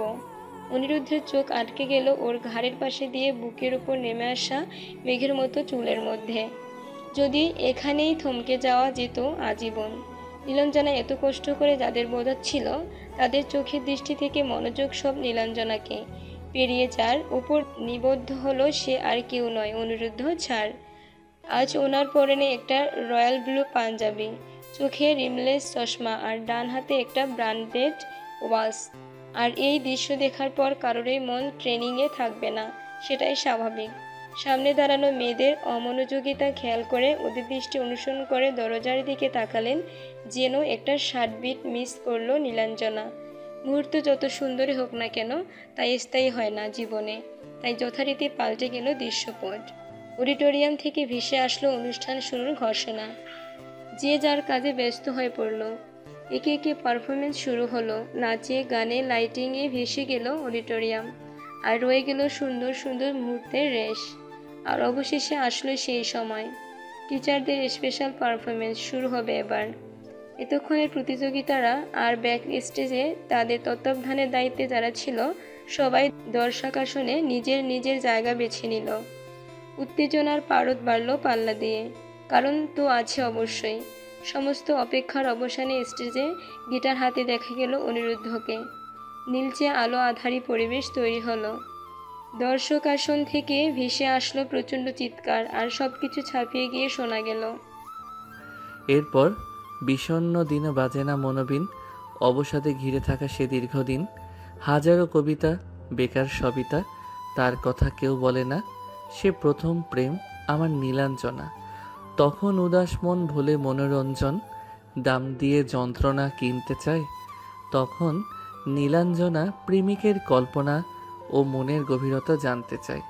যখন খোলা চুলে হয়তো মনের ভুলে তাকাতো, সে অবহেলে দুচোখ মেলে। হাজার কবিতা, বেকার সবিতা, তার কথা কেউ বলে না। সে প্রথম প্রেম আমার নীলাঞ্জনা। অনিরুদ্ধের দুচোখ অডিটোরিয়ামের জনসমুদ্রে ঠিক খুঁজে নিয়েছে সেই ধূসর শাড়ির আঁচল। আর অডিটোরিয়ামের একদম শেষের দিকে বসে থাকা নীলাঞ্জনা নিজেকে ভিড়ের মধ্যে মিশিয়ে ফেলার ব্যর্থ চেষ্টা করতে থাকে। নীলাঞ্জনার চোখ আটকে আছে অডিটোরিয়ামের মেঝেতে। ওর ফর্সা গাল জুড়ে লালচে আভা, আবেগের লজ্জার। আজ যেন মধ্যাকর্ষণ বল একটু বেশি প্রভাব ফেলেছে ওর ওপর। চোখ তুলে স্টেজের দিকে তাকানোর শক্তিটিকেও অবশিষ্ট নেই ওর মধ্যে। শাড়ির আঁচল দুই হাতে শক্ত করে চেপে ধরে নিঃশ্বাসটুকু যেন বন্ধ করে বসে রইল নীলাঞ্জনা। আশপাশ থেকে ভেসে আসা প্রবল উচ্ছ্বাসে অডিটোরিয়াম আলোড়িত হলেও নীলাঞ্জনার কানে শুধু অনিরুদ্ধের গান আর নিজের হৃদস্পন্দনের শব্দ ছাড়া আর কিছুই পৌঁছল না। স্টেজের দিকে একবারও না তাকিয়ে নীলাঞ্জনা অনুভব করলো অনিরুদ্ধের ঠোঁটে এক চিলতে হাসি, আর দু চোখে ওর দেওয়া শর্ত পূরণের আনন্দ। ইস, এইভাবে না না, এটা তো চালাকি। মনে মনে নীলাঞ্জনা যাই ভাবুক না কেন, সেই সব ভাবনাকে ছাড়িয়ে গিয়ে তখনও অডিটোরিয়ামের বাতাসে ভাসছে আবেগ জড়ানো সেই কণ্ঠস্বর। অঙ্কের খাতা ভরা থাকতো আঁকায় তার ছবি, তার নাম পাতায় পাতায়। হাজার অনুষ্ঠান, প্রভাত ফেরির গান, মন দিন গুনে এই দিনের আশায়। রাত জেগে নাটকের মহড়ায় চঞ্চল মন শুধু সে ক্ষণের প্রতীক্ষায়। রাত্রির আঙিনায় যদি খোলা জানালায় একবার একবার যদি সে দাঁড়ায়, বোঝেনি অবুঝ মন নীলাঞ্জনা। তখন নিজেদের ছিল মগ্ন এ প্রাণপণ। হাজারো কবিতা, বেকার সবিতা, তার কথা কেউ বলে না। সেই প্রথম প্রেম আমার নীলাঞ্জনা। গান শেষ হতে নীলাঞ্জনা এক ছুটে চলে গেল রিহার্সেল রুমে। নিজের জিনিসপত্র গোছাতে লাগলো কাঁপা কাঁপা হাতে। যত তাড়াতাড়ি সম্ভব বেরিয়ে যাবে ও। এখন থেকে আর কোনোদিন হবে না অনিরুদ্ধ স্যারের মুখোমুখি। হ্যাঁ, আর কোনোদিনও সামনে আসবে না ওনার। ঠিক করে ফেলেছে নীলাঞ্জনা। না, আজ একদম ঠিক করেননি উনি। সব কিছু কি মজা মনে হয় ওনার? কি দরকার ছিল এসব করার? যদি কেউ কিছু বুঝে ফেললে থাকে তাহলে কি হবে? একেবারে উনি হিন্দি সিনেমার শুটিং করে ফেললেন এখানে। এখন এসব বললে হবে কেন? তুমি তো দিয়েছিলে এরকম শর্ত, আমি শুধু সেটা পূরণ করেছি মাত্র। আমার কি দোষ এখানে? এতক্ষণ এক মনে এসব কথা বলতে বলতে নিজের ব্যাগটা গোছাচ্ছিল নীলাঞ্জনা। হঠাৎ অনিরুদ্ধের গলা পেয়ে চমকে উঠে পিছন ফিরল ও। আপনি এখানে? নীলাঞ্জনার হাত থেকে সাইড ব্যাগটা নিচে পড়ে গেল। অনিরুদ্ধ এতক্ষণ রিহার্সেল রুমের কাচের দরজায় হেলান দিয়ে দাঁড়িয়েছিল। নীলাঞ্জনাকে এভাবে অপ্রস্তুত হতে দেখে আস্তে আস্তে এগিয়ে গেল ওর দিকে, আর সেটা লক্ষ্য করে পেছাতে লাগলো নীলাঞ্জনা। কি ব্যাপার বলো তো তোমার? নিজের শর্ত পূরণ করিয়েও নেবে, আবার সেটা হয়ে গেলে পালিয়েও যাবে। বলতে বলতে অনিরুদ্ধ এগিয়ে গেল আরও কয়েক পা, আর পেছাতে পেছাতে নীলাঞ্জনা ধাক্কা খেলো পিছনের দেয়ালে। অনিরুদ্ধ এগিয়ে গেল ওর আরও কাছে, নিজের একটা হাত রাখলো দেয়ালের ওপর। আর সেই মুহূর্তে নীলাঞ্জনা অন্যদিকে মুখ ঘুরিয়ে নিয়ে বলল, এটা কিন্তু ঠিক না। কি ঠিক না বলো? এইসব আপনি যা করছেন। ও, আমি ঠিক করছি না, কিন্তু আমার মনে হয় কেউ আমাকে বলেছিল যে আমি যেদিন তার শর্ত পূরণ করতে পারবো সেদিন থেকে সে আমার। এখন বলো, কে কি ঠিক করছে না? আমি না তুমি? আমি তো আমার কথা রেখেছি নীলাঞ্জনা, এবার তোমারটা। কিন্তু নীলাঞ্জনা আর কোনো উত্তর খুঁজে পেল না। এবার অনিরুদ্ধ নিজের ডান হাতটা রাখলো নীলাঞ্জনার কোমরে। নীলাঞ্জনাকে আরও খানিকটা নিজের কাছে টেনে নিল। নিজের চোখ দুটো শক্ত করে বন্ধ করে নীলাঞ্জনা অস্ফুটে বলল, ছাড়ুন। কেন ছাড়বো? কি লাভ বলো তো? নিজের থেকে নিজের মনের কথা লুকিয়ে রেখে নিজের থেকে এভাবে পালিয়ে যেও না নীলাঞ্জনা। বাইরে এসো তাড়াতাড়ি, আমি কলেজের বাইরে অপেক্ষা করব তোমার জন্য। কথাগুলো বলে ওকে ছেড়ে দিল অনিরুদ্ধ আর বেরিয়ে গেল রিহার্সেল রুম থেকে। অনিরুদ্ধর বাহুপাশ থেকে মুক্ত হয়ে নীলাঞ্জনা দৌড়ে ঢুকে গেল রিহার্সেল রুমের লাগোয়া ওয়াশরুমে। চোখে মুখে জল দিয়ে শান্ত করলো নিজেকে। ওর গাল দুটো তখনও লজ্জায় লাল হয়ে গেছে। ওয়াশরুমের আয়নায় নিজেকে দেখে হঠাৎ খুব হাসি পেল নীলাঞ্জনার।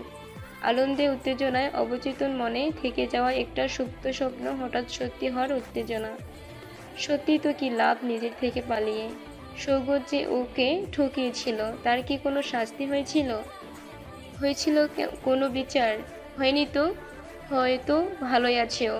তাহলে নীলাঞ্জনা কিসের আশায় নিজের ইচ্ছেগুলোকে বলি দিয়ে বাঁচিয়ে রাখবে সৌগতের জন্য ভালোবাসা? পুরস্কৃত করা হবে কিনিলাকে? সেরা প্রেমিকার খেতাব পাবে না কিনিলা? নিজের এতদিনকার ধারণাগুলোকে হঠাৎ করে বড্ড বোকামি মনে হচ্ছে নীলাঞ্জনার। না, নীলা আর নিজেকে আটকে রাখবে না, ভেসে যাবে অনিরুদ্ধের ভালোবাসার স্রোতে। শেষ হয়ে কলেজের বাইরে আসলো নীলাঞ্জনা। দেখলো একটু দূরে দাঁড়িয়ে আছে অনিরুদ্ধের ব্ল্যাক অডি। ধীর পায়ে সেদিকে এগিয়ে গেল নীলাঞ্জনা। গাড়ির সামনের আনলকড ডোরটা খুলে ভেতরে ঢুকে নীলাঞ্জনা বলল, চলুন। বাব্বা, ভক্তের প্রতি হঠাৎ এত করুণা! আমি তো ভেবেছিলাম এখনো অনেক সাধ্য সাধনা বাকি আমার। মৃদু হেসে কথাগুলো বলল অনিরুদ্ধ। সেদিকে তাকিয়ে ম্লান হাসল নীলাঞ্জনা। অনিরুদ্ধের ভালোবাসার কাছে নিজেকে সমর্পণ করলেও এতগুলো দিনের মানসিক রক্তক্ষরণে বড্ড ক্লান্ত হয়ে পড়েছে নীলাঞ্জনা। কোথায় যাবে বলো? আপনার যেখানে ইচ্ছা। কলকাতার খুব বেশি কিছু আমি এখনো চিনে উঠতে পারিনি, তবুও তুমি যখন বলছো আই ক্যান ট্রাই। প্রেমের শহরের বুকে এগিয়ে চলল আবারও এক নতুন রূপকথা। কত কিছুর তো হওয়ার থাকে না জীবনে, তাই বলে কি ম্যাজিক বলে কিছু হয় না? এভাবেই হয়তো সময়ের পলি এসে ঢেকে দেয় অতীত। বর্তমানের হাতে নিজেকে সমর্পণ করার নামেই জীবন। অনিরুদ্ধ গাড়ি থামালো প্রায় ঘন্টাখানেক পর প্রিন্সেপ ঘাটের সামনে। গাড়ি থেকে নেমে ওরা হেঁটে চলল সামনের দিকে। যে পথ সাক্ষী আছে শত শত প্রেমের উদযাপনের অথবা বিচ্ছেদের কিংবা অফুরন্ত অপেক্ষার, সেই পথ ধরে এগিয়ে চলল ওরা। তারপর অনেক খুঁজে একটু নিরিবিলি জায়গা দেখে বসলো ওরা। অনিরুদ্ধের চোখে মুখে সদ্য কৈশোরীর উন্মাদনা দেখা গেলেও নীলাঞ্জনা যেন স্রোতহারা নদী। নীরবতা ভেঙে অনিরুদ্ধ বলল, তুমি আমায় বিশ্বাস করতে পারো নীলাঞ্জনা? তোমার অতীত জীবনে যাই ঘটুক, আমি তোমার হাত কোনো দিন ছাড়বো না। অনিরুদ্ধ আস্তে আস্তে নীলাঞ্জনার হাতের উপর নিজের হাতটা রাখলো। একটু কেঁপে উঠল নীলাঞ্জনা। অনিরুদ্ধ নীলাঞ্জনার কানের কাছে নিজের মুখ এনে ফিস ফিস করে বলল, ভালোবাসি। লজ্জা পেল নীলাঞ্জনা, কিন্তু মুহূর্তেই নিজেকে সামনে নিয়ে প্রশ্ন করলো, কি এমন পেলেন আপনি আমার মধ্যে যে? ঠিকানা? মানে? এই মানেটাই তো অনেক জটিল নীলা, পরে কখনো বলবো। পরে যদি সবার মতো আপনিও আমায় ছেড়ে যান? যদি তাই হয় তাহলে কি আমাদের এই মুহূর্তগুলো মিথ্যে হয়ে যাবে নীলা? জানো তো, যারা রোজকার জীবনের অভ্যাস হয়ে যায় তাদেরকে ধরে রাখার আকুলতা থাকে না, কিন্তু যাকে পাওয়ার জন্য অপেক্ষা ছাড়া আর কিছুই করার থাকে না, তার মূল্য কোনো দিন কমে না। আমি যে তোমাকে অভ্যাসে রাখতে চাই না নীলা। আমি কিন্তু কিছুই বুঝতে পারছি না। নীলাঞ্জনার চোখে মুখে বিস্ময়। সেদিকে তাকিয়ে অনিরুদ্ধ বলল, এত ভেবো না, যাই হয়ে যাক আমি চিরদিন থাকবো তোমার সাথে, যদি না তুমি আমায় ছেড়ে যাও। এমনটা কোনোদিনও হবে না। এই ঢেউগুলো দেখেছ নীলা? এরা প্রতি মুহূর্তে আসে, উপকূল ছুঁয়ে আবার ফিরেও যায়, থেকে যাওয়া হয় না এদের। তবু দেখো, উপকূল ঠিক জমিয়ে রাখে এদের বয়ে আনা পলি। যদি আমরা একসাথে নাও থাকি, তবু আমাদের এই প্রেমটা কিন্তু ভুল নয় নীলাঞ্জনা। প্লিজ এটাকে জীবনের ভুল ভেবে নিও না। আমার কাছে এসেই তুমি যে আবার বিশ্বাস করতে শিখলে, নতুন করে স্বপ্ন দেখতে শিখলে, আবার ভালোবাসার সাহসটুকু সঞ্চয় করতে পারলে, এগুলো কিন্তু ভুল নয় নীলাঞ্জনা। আমি তোমায় কোনো দিন ঠকাবো না, হয়তো ছেড়েও যাব না, কিন্তু যদি তোমার কাছে না থাকি, তুমি যেন অনিরুদ্ধ চিরকাল তোমারই থাকবে। তুমি আমার জীবনের সেই ঠিকানা যেখানে পৌঁছে আমার মনে হয়েছে আজ আমার খোঁজ সম্পূর্ণ। তুমি আমার নির্ঘুম রাতের রূপকথা, তুমি আমার জীবনে মরুভূমির বুকে এক পশলা বৃষ্টির মতো সত্যি, যার স্থায়িত্ব খুব কম হলেও যার অবদান অস্বীকার করা যায় না। এতটা বলে মৃদু হাসলো অনিরুদ্ধ। নীলাঞ্জনা ভয় পাওয়া চোখে তাকিয়ে বলল, শুরুর দিনে শেষের গল্প কেন? নৌকায় উঠবে নীলা? নীলাঞ্জনাকে কিছু বলার সুযোগ না দিয়ে অনিরুদ্ধ উঠে গেল। খানিকক্ষণ পর ফিরে এসে বলল, চলো।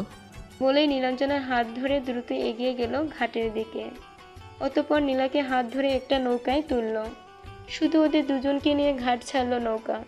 সূর্য হেলে পড়েছে পশ্চিমে। গঙ্গার বুকে লালচে আবির আর উথাল পাতাল বাতাসের বুক চিরে এগিয়ে চলেছে ওরা দুজন। নীলাঞ্জনার মনটা এক অন্যরকম ভালো লাগায় ভরে উঠল। অনিরুদ্ধে এগিয়ে এলো ওর খুব কাছে। ওর কপালে আসলে সে একটা চুম্বন এঁকে দিয়ে অস্তগামী সূর্যের দিকে তাকিয়ে বলল, দেখো নীলাঞ্জনা, শেষকে সাক্ষী রেখেও গল্প শুরু হয়। যেখানে শুরুর কথা বলার আগে শেষ, সেখানে মুখ ডুবিয়ে খুঁজতে চাওয়া আমারই অভ্যেস। যেখানে রোদ পালানো বিকেল বেলার ঘ্রাণ, সেখানেই ছুটবো ভাবি, গিলবো গল্প ভুল হবে বানান। এই বুঝি ফসকালো হাত, আর কালো রাত করে সময় গেল আয়োজনে। প্রত্যেক দিন ভয় পাওয়া সব ইচ্ছেগুলো অনেক ঝড়ের শব্দ শোনে। একবার বলো নেই তোর কেউ নেই, কেউ নেই কেউ নেই। একবার বল নেই তোর কেউ নেই, কেউ নেই কেউ নেই। নীলাঞ্জনার হৃদয়ের সমস্ত অলিগলি প্লাবিত হলো। অনিরুদ্ধের আবেগঘন কণ্ঠস্বরে আর পরম প্রাপ্তি সুখে নীলাঞ্জনা মাথা রাখলো অনিরুদ্ধের বুকে। কেটে গেল প্রায় একটা বছর। জীবন নামক নদীপথে অনেক ঝড়ঝাপটা সামলেও বেশ তরতর করে এগিয়ে চলেছে ওদের প্রেমের পালতোলা নৌকাটা। জীবনের বেশ কিছু অপ্রাপ্তি আর প্রথম প্রেমের প্রতারণা নীলাঞ্জনাকে হয়তো একটু বেশি সাবধানী হতে শিখিয়ে দিয়েছে। তবে অনিরুদ্ধ অনেকটা পরিণত, যার কাঁধে চোখ বন্ধ করে মাথা রেখে নীলাঞ্জনা ভুলতে শিখেছে জীবনের অন্ধকারতম রাতগুলো। একটু বেশি আঁকড়ে ধরেছে ও অনিরুদ্ধকে, কারণ অনিরুদ্ধ এঁকে দিয়েছে ওর চোখে স্বপ্ন দেখার সাহস। একটা নীল গোলাপি সংসারের স্বপ্ন, নিজের শর্তে বাঁচার স্বপ্ন। ওর পুরাতন ডায়েরির জীর্ণ পৃষ্ঠায় যুক্ত হয়েছে বেশ কয়েকটা সোনালি রঙের রূপকথা। তবে সময় এগিয়ে যায় নিজের খেয়ালেই। তার উপর জোর চলে না কারো। তাই দেখতে দেখতে শেষ হয়েছে নীলাঞ্জনার ফাইনাল ইয়ারের ফাইনাল এক্সাম। তারপর থেকেই তো রাস্তা আলাদা হবে। অজুহাত কোথায় প্রতিদিন দেখা হওয়ার। হয়তো অজুহাত খুঁজে পাওয়া যেত যদি নীলাঞ্জনা থেকে যেত এই শহরে, কিন্তু ওর বাবার ইচ্ছে ওকে বিদেশ পাঠাবে হাইয়ার স্টাডিজ এর জন্য। আর প্রতিবারের মতো এবারও নীলাঞ্জনার মতামত জানতে চায়নি কেউ। তবে এবার হয়তো নীলাঞ্জনা চাইলে পারত নিজের হয়ে কথা বলতে, কারণ এতদিন অনিরুদ্ধের সাথে থেকে এটুকু ও শিখেই গেছে। কিন্তু অনিরুদ্ধ ওকে বলেছিল যে সুযোগ ওর সামনে এসেছে সেটাকে কাজে লাগাতে, আর লেখালেখিটাও যেন না ছাড়ে। হয়তো ওখানে গিয়েও ওর জীবনে আরও অন্যরকম সুযোগ আসতে পারে। আর অনিরুদ্ধ তো রয়েছেই এখানে শুধু ওর জন্য। আর লং ডিস্টেন্স রিলেশনশিপ বলেও একটা জিনিস হয়, এসব অনিরুদ্ধই বুঝিয়েছিল ওকে।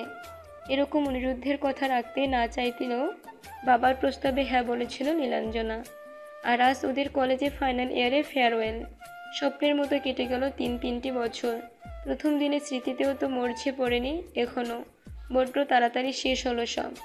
আয়নার সামনে বসে লিপস্টিকটা লাগাতে লাগাতে ওসবে ভাবছিল নীলাঞ্জনা। আজ ওর পরনে একটা লাল পাড় হলুদ শাড়ি, কানে ম্যাচিং ইয়াররিং, খোলা চুলে ওকে বেশ মোহময়ী লাগছে। যদিও নীলাঞ্জনা এখন নিজের পছন্দে নিজেকে সাজাতে শিখে গেছে, তবুও আজকের দিনের একটা স্পেশাল ব্যাপার আছে। যেদিন থেকে নীলাঞ্জনার চলে যাওয়াটা ফাইনাল হয়েছে, অনিরুদ্ধ ওকে একবার নিজের ফ্ল্যাটে যাওয়ার অনুরোধ করেই চলেছে। নীলাঞ্জনা আগেও অনেকবার গেছে অনিরুদ্ধের সাথে ওর ফ্ল্যাটে, কিন্তু সেই সব বাড়ি থেকে এবারে নিয়ে যাওয়ার চেষ্টা পেছনে যে অন্যরকম অভিসন্ধি আছে সেটা বুঝে নীলাঞ্জনা নিজেও। আসলে অনিরুদ্ধ নীলাঞ্জনাকে একবার একান্তে নিজের করে পেতে চায় ওর চলে যাওয়ার আগে। আর নীলাঞ্জনারা অনিরুদ্ধকে অদয়ে কিছুই নেই। নীলাঞ্জনা যতবারই অনিরুদ্ধের চোখের দিকে তাকিয়েছে ততবারই এক আকাশ ভরসা খুঁজে পেয়েছে, এক অন্যরকম প্রশান্তি খুঁজে পায় নীলাঞ্জনা ওই দুটি চোখে। তবুও এবার নানা রকম অজুহাতে অনিরুদ্ধের ফ্ল্যাটে যায়নি ও। হয়তো লজ্জায় আর একটু সময় দিয়েছিল ও নিজেকে, কিন্তু আজও ঠিক করে নিয়েছে কলেজ থেকে ফেরার পথে যাবে অনিরুদ্ধের ফ্ল্যাটে। হঠাৎ ফোনটা বেজে উঠল নীলাঞ্জনার। ধরতেই অপাশ থেকে কুহেলি বলে উঠল, কটা বাজে খেয়াল আছে? বেরোবি কখন? কতক্ষণ অপেক্ষা করব আর? এতগুলো প্রশ্ন শুনে রীতিমতো ঘাবড়ে গিয়ে নীলাঞ্জনা বলল, আসছি রে, আমার হয়ে গেছে, এক্ষুনি বেরোচ্ছি। ব্ল্যাক শার্টের কলারটা ঠিক করতে করতে অনিরুদ্ধের মনে পড়ল আজই ফাইনাল ইয়ারে ফেয়ারওয়েল। আর এরপর থেকে আর কোনোদিন ওই ক্লাসরুমে ঢুকে নির্ধারিত জায়গায় খুব পরিচিত মুখটা দেখতে পাবে না ও। মনে হতেই বুকের বাঁদিকে একটা চিনচিনে কষ্ট অনুভব করলো অনিরুদ্ধ। সত্যি তো, দিনটা তো আসরই ছিল একদিন, তবুও এতদিন এত মুহূর্তের ভিড়ে এই মুহূর্তটার কথা তো মাথাতে আসেনি কোনোদিন। তবুও কষ্ট হলে এটাকে তো মেনে নিতেই হবে, কারণ মেনে নেওয়ার নামই তো জীবন। আজ নীলাঞ্জনাকে কেমন দেখতে লাগবে সেটা ভেবে এত কষ্টের ভিড়ে একটা হালকা হাসি ফুটে উঠল অনিরুদ্ধের ঠোঁটে। রেডি হয়ে টেবিল থেকে গাড়ির চাবিটা নিয়ে সবে বেরোতে যাবে সেই মুহূর্তে বেজে উঠল অনিরুদ্ধের ফোনটা। স্ক্রিনে মম কলিং। হ্যাঁ বলো। মাধুরী তোর ওখানে যেতে চায়, আজ দুপুরের ফ্লাইটে ও যাবে। মানে কই, আমি কিছু জানি না তো। আসলে হঠাৎ করেই সব ঠিক হলো, ও আর এখানে থাকতে চাইছে না, তাই বাধ্য হয়েই। মানেটা কি? থাকতে চাইছে না কেন? কি হয়েছে ওখানে? কি হয়েছে আর কোথায় হয়েছে সেটা হয়তো তুই আমার থেকে বেশি ভালো করেই জানিস। না, আমি কিছু জানি না। আমি তো আগেই বলেছিলাম আমি এখানে একটু গুছিয়ে নেই, তারপর না হয়। আর তুমি আমাকে কিছু না জানিয়েই ওকে পাঠিয়ে দিলে। দেখ অনি, একটা বছর কেটে গেছে, তোর যা বলার তুই বরং ওর সাথেই কথা বলে নিস। আমাকে বলে কি লাভ? আই হোপ তুই ঠিক সময় এয়ারপোর্টে পৌঁছে যাবি। এখন রাখি, কেমন? ফোনটা কেটে যাওয়ার পর বেশ কিছুক্ষণ স্ক্রিনের দিকে তাকিয়ে থাকলো অনিরুদ্ধ, আর তারপর আস্তে আস্তে ডোর লক করে রওনা হলো কলেজের উদ্দেশ্যে। আজ কলেজে নীলাঞ্জনাকে দেখে ওর থেকে চোখ ফেরাতে পারছিল না অনিরুদ্ধ। তবুও শেষের দিনে বন্ধু বান্ধবীদের ভিড় থেকে ওকে একটু আলাদা করে পাওয়ার সুযোগ আসেনি একবারও।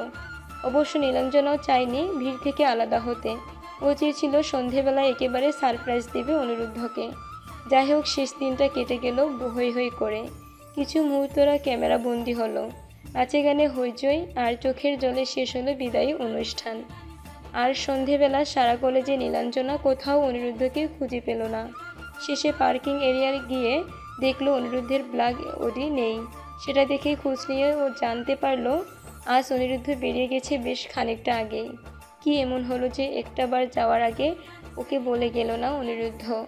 কোনো জরুরি কাজ পড়লো নাকি কোনো বিপদ? এসব ভাবতে ভাবতে নিজের ফোনটা বের করে অনিরুদ্ধের নম্বরটা ডায়াল করলো নীলাঞ্জনা। উপাস থেকে যান্ত্রিক স্বরে উত্তর এলো, the number you have dialled is currently switched off. কলেজের মেন গেটের সামনে দাঁড়িয়ে নীলাঞ্জনা বার চারেক ট্রাই করলো অনিরুদ্ধের নম্বরটা, কিন্তু প্রতিবারই অপ্রান্ত থেকে যান্ত্রিক স্বরে জানান দিল সুইচ অফ। অগত্যা আর কোনো উপায় না দেখে ও একটা ট্যাক্সি ডেকে বেরিয়ে পড়ল অনিরুদ্ধের ফ্ল্যাটের উদ্দেশ্যে। অনিরুদ্ধের ফ্ল্যাটটা কলেজ থেকে ঘণ্টাখানেকের রাস্তা হলেও সন্ধ্যের ট্রাফিক জ্যামে আটকে সেখানে পৌঁছাতে প্রায় ঘন্টা 2 লাগলো নীলাঞ্জনার। ভাড়া মিটিয়ে তাড়াতাড়ি ভেতরে ঢুকে লিফটে উঠল নীলাঞ্জনা। 5th ফ্লোরে থামলো লিফট। যতটা সম্ভব তাড়াতাড়ি বেরিয়ে এসে নীলাঞ্জনা দেখল দরজাটা বাইরে থেকে লকড, আর অনিরুদ্ধের ফোনটা তখনও সুইচ অফ। মনের মধ্যে দুশ্চিন্তা আর ভয়ের চোরাস্রোত নিয়ে অনেকটা উদ্ভ্রান্তের মতো বাড়ি ফিরল নীলাঞ্জনা। ফোনটা হাতে নিয়ে বসে রইল অপেক্ষায়। কখন খুলবে অনিরুদ্ধ ফোনটা? আর হঠাৎ হলোটা কি? অনিরুদ্ধের পরিচিত কাউকেই তো চেনে না নীলাঞ্জনা যে খোঁজ নেবে। খুব কান্না পেল ওর। ফ্রেশ হয়ে ওয়াশরুম থেকে বেরিয়ে আয়নার সামনে বসলো মাধুরী। মাত্র আধ ঘন্টা হলো এই ফ্ল্যাটে এসেছে সে। ওকে পৌঁছে দিয়ে অনিরুদ্ধ বেরিয়ে গেছে একটা জরুরি কাজ আছে বলে। কাজটা ঠিক কতটা জরুরি সেটা হয়তো জানে মাধুরী। মাধুরী সেনগুপ্ত অনিরুদ্ধ সেনগুপ্তের বিবাহিত স্ত্রী। বয়স 25-এর বেশি হবে না। বিবাহিত জীবনে অনিরুদ্ধের সাথে কাটানো সময়ের মেয়াদ ওই হাতে গোনা কয়েকটা মাস। অনিরুদ্ধের সাথে মাধুরীর বিয়েটা হয়েছিল দেখাশোনা করেই। না, অনিরুদ্ধের পাশে মানানসই হওয়ার মতো অসামান্য সৌন্দর্য বা যোগ্যতা কোনোটাই ছিল না মাধুরীর। তবুও মধ্যবিত্ত পরিবারের শান্তশিষ্ট ঘরোয়া টাইপ মেয়েটাকে নিজের ছেলের জন্য পছন্দ করেছিলেন অনিরুদ্ধের মা। ইংলিশে MA করা ছিল মাধুরীর। ভেবেছিল বিয়ের পর না হয় আরেকটু চেষ্টা করে দেখবে। কিন্তু ওই হাতে গোনা কয়েকটা মাসে অনিরুদ্ধকে বলে ওঠা হয়নি এত কিছু। বিয়ের পরে অনিরুদ্ধ ওকে রেখে চলে আসে কলকাতায়। বলেছিল এখানে একটু গুছিয়ে নিয়ে আসবে ওকে। সেই তো দেখতে দেখতে কেটে গেছে একটা বছর। অনিরুদ্ধের মা নেহাতই ভালো মানুষ, খুব ভালোবাসেন মাধুরীকে। তবুও ওনাকে খুলে বলা যায়নি নিজের মনের সবটুকু আশঙ্কার কথা। হয়তো উনি নিজেই কিছুটা বুঝতে পেরেছিলেন, তাই মাধুরীর এক কথাতেই টিকিট কেটে ওকে তুলে দিয়েছিলেন কলকাতাগামী ফ্লাইটে। মাধুরী অনিরুদ্ধের পাশে মানানসই না হলেও কুরূপা নয়। ওর শ্যামলা রং আর অতি সাধারণ মুখশ্রীতে একটা আলগা চটক আছে। কিন্তু সমাজের আর 10 জন মানুষের একপেশে দৃষ্টিভঙ্গির তা ম্লান হয়ে গেছে বারবার। স্মৃতিতে এক চিলতে সিঁদুর ছুঁয়ে উঠে দাঁড়ালো মাধুরী। একবার ঘুরে ঘুরে চোখ বুলিয়ে নিল সব কটা ঘর। ফার্নিচার বলতে গেলে প্রতিটা কোনায় কোনায়। সব কিছু বড্ড অচেনা এখানে। কোথাও ওর অস্তিত্বের প্রমাণ নেই। এই ঘরগুলোয় ঢুকেই মাধুরী বেশ অনুভব করেছে এখানে আধিপত্য আছে অন্য কারো। ম্লান হাসল মাধুরী। কি লাভ কষ্ট পেয়ে, যখন সব জেনেও এসেছে এখানে। একবার নিজের চোখে পরখ করে নিতে চেয়েছিল, তাই তো এখানে আসা। ধীর পায়ে কিচেনের দিকে গেল ও। ঠিক 8:27 নীলাঞ্জনার ফোনে ঢুকলো অনিরুদ্ধের কলটা রিসিভ করে কান্না ভেজা গলায় হ্যালো বলতেই ওপার থেকে উত্তর এলো, একবার বাইরে এসো প্লিজ। ফোনটা কেটে দিয়ে নীলাঞ্জনা প্রায় ঊর্ধ্বশ্বাসে দৌড়ে বাইরে গিয়ে দেখলো অনিরুদ্ধ দাঁড়িয়ে আছে গেটের সামনে। দৌড়ে গিয়ে অনিরুদ্ধের জামার কলার চেপে ধরলো নীলাঞ্জনা। এক নিঃশ্বাসে বলতে থাকলো, হাউ ডিয়ার ইউ, এতক্ষণ কোথায় ছিলেন? কি হয়েছিল? একবার কিছু জানানোর প্রয়োজন মনে হলো না? ফোনটাও তো অফ, একবারও মনে হলো না আপনার জন্য কেউ চিন্তা করতে পারে? বলতে বলতে অনিরুদ্ধের বুকে মাথা রেখে কান্নায় ভেঙে পড়ল নীলাঞ্জনা। অনিরুদ্ধ ওকে শান্ত করার চেষ্টা করতে লাগলো। প্লিজ নীলাঞ্জনা, আমার কথাটা শোনো। আসলে আমার একটা আর্জেন্ট কাজ পড়ে যাওয়ায় বেরিয়ে যেতে হয়েছিল। আমি চেয়েছিলাম তোমায় বলে যেতে, কিন্তু সুযোগ পাইনি। আর ফোনের চার্জটাও শেষ হয়ে গিয়েছিল। তাই তো কাজ মিটিয়েই সবার আগে ছুটে এসেছি তোমার কাছে। আমি কিছু শুনতে চাই না। প্লিজ রাগ করে থেকো না। আজ তো সারা দিনটা কোথা থেকে বেরিয়ে গেল। একটু সময় আমরা একসাথে কাটাই প্লিজ। অনিরুদ্ধের মুখের দিকে তাকিয়ে নীলাঞ্জনা আর কিছু বলতে পারল না। অনিরুদ্ধ ওকে গাড়িতে তুলে নিল। কিছুক্ষণ পর ওরা পৌঁছালো সেই পার্কটায়, যেখানে প্রথম দিন অনিরুদ্ধ নিয়ে এসেছিল ওকে। পার্কের ফাঁকা বেঞ্চে বসলো ওরা দুজন। আস্তে আস্তে নীলাঞ্জনা বলল, আজ হঠাৎ এখানে? এমনি, এই জায়গাটা আমার খুব ভালো লাগে। আর তুমি সাথে থাকলে তো আরও বেশি ভালো লাগে। নীলাঞ্জনা অনিরুদ্ধের কাঁধে মাথা রেখে বলল, আমি ভেবেছিলাম আজ অনুষ্ঠান শেষে আপনার ফ্ল্যাটে গিয়ে আপনাকে সারপ্রাইজ দেব, কিন্তু আই অ্যাম সো সরি। আমরা এখনও যেতে পারতাম, কিন্তু অনেক দেরি হয়ে গেছে। তোমাকে তো বাড়ি ফিরতে হবে। অনিরুদ্ধ নীলাঞ্জনার হাতের উপর নিজের হাতটা রেখে বলল, এখনও কি আপনি বলবে? আসলে এতদিন ধরে বলে বলে অভ্যাস তো, তাই একটু। না, এবার থেকে তুমি আমায় তুমি করে বলবে। বলো। আসলে না, আমি কিছু শুনবো না প্লিজ নীলা। আচ্ছা ঠিক আছে।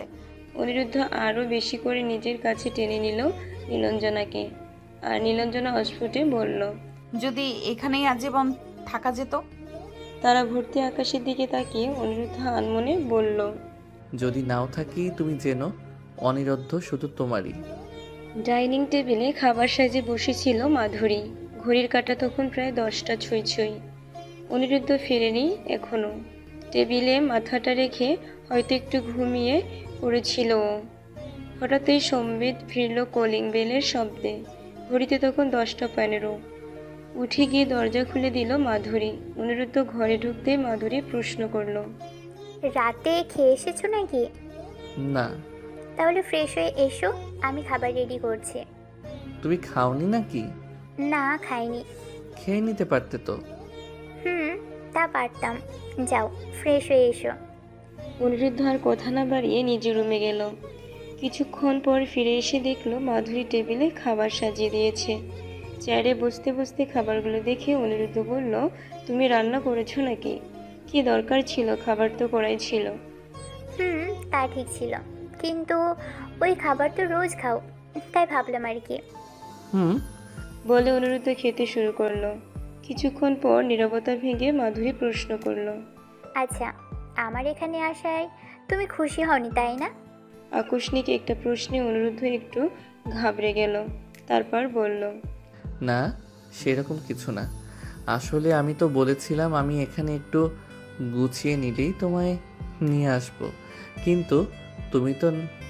তোমার মনে আছে কিনা জানি না অনিরুদ্ধ, আমি কিন্তু নিতান্তই মধ্যবিত্ত পরিবারের মেয়ে।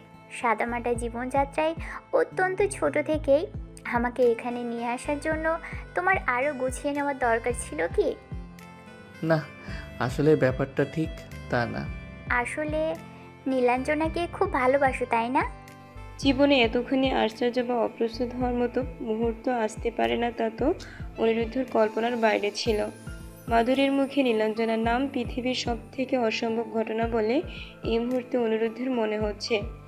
অনিরুদ্ধকে এতটা বিস্মিত হতে দেখে মাধুরী নিজেই বলে উঠল, এতটা অবাক হওয়ার কিছুই নেই বুঝলে। তোমার এই ঘরগুলোর আনাচে কানাচে নীলাঞ্জনার উপস্থিতি, সেটা বুঝতে পারবো না এতটা বোকা আমি নই। তবে হ্যাঁ, তোমার নীলাঞ্জনাকে তার মধ্যে কি এমন আছে যা আমার মধ্যে নেই? তবে কিছু তো আছে অবশ্যই, যার জন্য তুমি এমন পাগল হলে। মাধুরীর ঠোঁটে একটু বিদ্রুপের হাসি দেখতে পেল অনিরুদ্ধ, কিন্তু কি বলবে কিছুই ভাবতে পারল না ও। সত্যি কি বলার মতো কিছু আছে?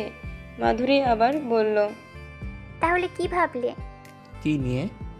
এই আমাদের সম্পর্কটা নিয়ে। দেখো, তুমি যদি ডিভোর্স চাও আমার কোনো আপত্তি নেই। আশ্চর্য হওয়ার আরও অনেক বাকি ছিল, বুঝলো অনিরুদ্ধ। এই কথা সে তার পরিচিত মাধুরীর মুখে কল্পনাই করতে পারছে না। মাধুরী আবার বলল, তবে আমার একটা শর্ত আছে। কি? মৃদুকণ্ঠে অনিরুদ্ধ প্রশ্ন করল। আমি তোমার থেকে খোরপোশ চাই না, মিউচুয়াল ডিভোর্স চাই না। আমি তোমার নামে বিবাহ বহির্ভূত সম্পর্কে জড়ানোর অভিযোগ এনে কেস করতে চাই। আর আমি এটাও চাই যে সবার সামনে তুমি সেটা স্বীকার করে নাও। What the hell is this? Madhuri, কি বলছো কি তুমি? এটা আমার রেপুটেশনের ব্যাপার। আই নো আমি তোমার সাথে যেটা করেছি সেটা ভুল, আমি মানছি মাধুরী, কিন্তু তার জন্য তো তোমার প্রতি কর্তব্যে কোনো ত্রুটি রাখিনি। একটা ভালোবাসাহীন সম্পর্ক বয়ে নিয়ে যাওয়া আমার কোনো দায় নেই অনিরুদ্ধ। তুমি যেটা করেছো সেটা ভুল নয়, অপরাধ। আর আমার কাছে তার কোনো ক্ষমা নেই। আমি জানি আমি হয়তো তোমার যোগ্য নয়, কিন্তু মনে রেখো এই বিয়ের প্রস্তাব তোমাদের তরফ থেকে এসেছিল। হিমশীতল কণ্ঠে কথাগুলো বলে মাধুরী ভেতরে চলে গেল। আর অনিরুদ্ধ বসে রইল মাধুরীর চাপিয়ে দিয়ে যাওয়া অপরাধের বোঝা মাথায় নিয়ে। এই মাধুরীকে চেনে না অনিরুদ্ধ। সত্যি কি খুব বড় ভুল করেছে অনিরুদ্ধ? অনিরুদ্ধ তো শুধু ভালোবেসেছে। না, ঠিক তা নয়। একটা সম্পর্কে থেকে আরেকজনকে ভালোবেসেছে, আর এই ভালোবাসাটা তো অপরাধ। ঠিক এভাবেই তো ভাবতো নীলাঞ্জনাও। রাত পহলেই অনিরুদ্ধের বাড়তে ফোন হাতে নিয়ে জেগে বসে আছে নীলাঞ্জনা। এক অদ্ভুত আনন্দ হচ্ছে ওর। অনিরুদ্ধের এইবারের বার্থডেটা খুব স্পেশাল করে তুলবে ও। কে জানে আবার কবে এরকম সুযোগ পাবে। এই দিনটাকে তো স্পেশাল করে রাখতেই হবে। আর কয়েকটা মিনিট বাকি, রাত 12টা বাজতে। চলতে থাকা ঘড়ির কাঁটার সাথে পাল্লা দিয়ে বাড়ছে নীলাঞ্জনার হৃদস্পন্দন। 12টা বাজলে অনিরুদ্ধকে সবার আগে উইশ করবে ও, আর তারপর যা যা করার কাল করবে। মাধুরী ঘুমিয়ে পড়ার পর বিছানা থেকে উঠে ব্যালকনিতে দাঁড়িয়ে একটা সিগারেট ধরালো অনিরুদ্ধ। না, মাথা আর কাজ করছে না একটুও, সব কেমন এলোমেলো হয়ে যাচ্ছে। ভাবতে ভাবতে হঠাৎ ফোনটা বেজে উঠল। কলটা রিসিভ করতে ও প্রান্ত থেকে উচ্ছ্বসিত কণ্ঠে জন্মদিনের শুভেচ্ছা ভেসে এলো। আর হঠাৎই অনিরুদ্ধ নিজেকে আবিষ্কার করলো দুই বাহু বন্ধনীর মধ্যে কিছু বুঝে ওঠার আগেই। অনিরুদ্ধের বাঁ কানে ধরে থাকা ফোনের কাছে মুখ নিয়ে গিয়ে আবেগজড়িত গলায় মাধুরী বলল, হ্যাপি বার্থডে ডার্লিং। তোমার বার্থডে স্পেশাল করে তোলার জন্য তোমার বউ কত দূর থেকে এখানে চলে আসলো, আর তুমি এখনো ফোনে কথা বলবে? রাখো তো ফোনটা। বলেই অনিরুদ্ধের হাত থেকে ফোনটা কেড়ে নিয়ে কেটে দিল মাধুরী। হতভম্ব অনিরুদ্ধ দেখল মাধুরীর দৃষ্টিতে ক্ষিপ্ত রাগ। ব্যাপারটা ঠিক কী ঘটলো বুঝতে পারার সাথে সাথেই মাধুরীকে এক ধাক্কায় নিজে থেকে দূরে সরিয়ে দিল অনিরুদ্ধ। হঠাৎ ধাক্কায় কিছু দূর ছিটকে গিয়ে ব্যালকনির রেলিং ধরে নিল মাধুরী। তারপর আগুন চোখে তাকিয়ে থাকলো অনিরুদ্ধের দিকে। এই মুহূর্তে মাধুরীকে একটা বিষাক্ত সাপের থেকে কম কিছু মনে হচ্ছে না অনিরুদ্ধের। সেই শান্তশিষ্ট আপাত নিরীহ মেয়েটার মনে এত বিষ। কিছুক্ষণ চুপ থাকার পর হিসে গলায় শব্দ করে হেসে উঠল মাধুরী। আর অনিরুদ্ধ সামলাতে পারল না নিজেকে। রেলিংয়ের কাছ থেকে মাধুরীকে টেনে নিয়ে পিছন দিকে দেয়ালে চেপে ধরল নিজের সর্বশক্তি দিয়ে, আর চিৎকার করে বলল, কেন করলে এটা? তুমি জানো কি হতে পারে এবার? তুমি যা করার আমার সাথে করতে পারতে, কিন্তু নীলাঞ্জনা কি ক্ষতি করেছে তোমার? ও তো জানতো না কিছুই, তাহলে ওর সাথে কেন এমন করলে? প্রচণ্ড রাগে ফেটে পড়ল অনিরুদ্ধ। সারা জীবন একটা মিথ্যের সাথে বাস করার থেকে সত্যিটা জেনে নেওয়া ভালো। আর তারপর যা হওয়ার হবে, আই ডোন্ট কেয়ার অনিরুদ্ধ। আর কি বললে তোমার প্রেমিকা জানতো না কিছু? জানতো না, তাই তো? তাহলে তুমি কি পেলে বলো তো? না আমার ভালোবাসার দাম দিতে পারলে, না তোমার প্রেমিকার বিশ্বাসের মূল্য। তোমার হাতে তো কিছুই নেই Aniruddha. He were a loser, just a loser. তোমার মতো মানুষকে কি বলে জানো? চরিত্রহীন, চরিত্রহীন। অনিরুদ্ধ আর সহ্য করতে পারল না মাধুরীর কথাগুলো। এক ধাক্কায় মাধুরীকে সরিয়ে দিয়ে ও বেরিয়ে গেল বাইরে। খোলা আকাশের নিচে দাঁড়িয়ে এই মুহূর্তে নিজেকে বড্ড অসহায় মনে হচ্ছে অনিরুদ্ধের। নীলাঞ্জনা যদি ওই কথাগুলো শুনে কিছু করে বসে। জীবনে এত ভয় কোনোদিন পায়নি অনিরুদ্ধ। কিছুই ভাবতে পারছে না ও। মোবাইলটাও আনা হয়নি, কি করবে এবারও? নীলাঞ্জনার সাথে কথা বলতেই হবে, হাতে সময় নেই একটুও। গাড়িটা স্টার্ট দিল অনিরুদ্ধ। ফাঁকা রাস্তায় ড্রাইভ করে আসতে বেশিক্ষণ সময় লাগলো না অনিরুদ্ধের। নীলাঞ্জনাদের গেটের বাইরে গাড়িটা পার্ক করে অনিরুদ্ধ ভাবতে লাগলো এবার কি করবে। এত রাতে কোনো ভদ্রলোকের বাড়িতে এভাবে যাওয়াটা একদমই ভালো দেখায় না। তবে এই মুহূর্তে নীলাঞ্জনা ছাড়া আর কোনো কিছুরই পরোয়া করে না অনিরুদ্ধ। যা হবে দেখা যাবে ভেবে ভেতরে গিয়ে কলিং বেল বাজালো অনিরুদ্ধ। কিছুক্ষণ পর এক মাঝবয়সী ভদ্রমহিলা এসে দরজা খুললেন। অনিরুদ্ধকে দেখে একটু অবাক হয়ে তাকিয়ে প্রশ্ন করলেন, কাকে চাই? নীলাঞ্জনা আছে? হ্যাঁ দিদিমণি তো আছে, কিন্তু আপনাকে তো ঠিক চিনলাম না। আর এত রাতে?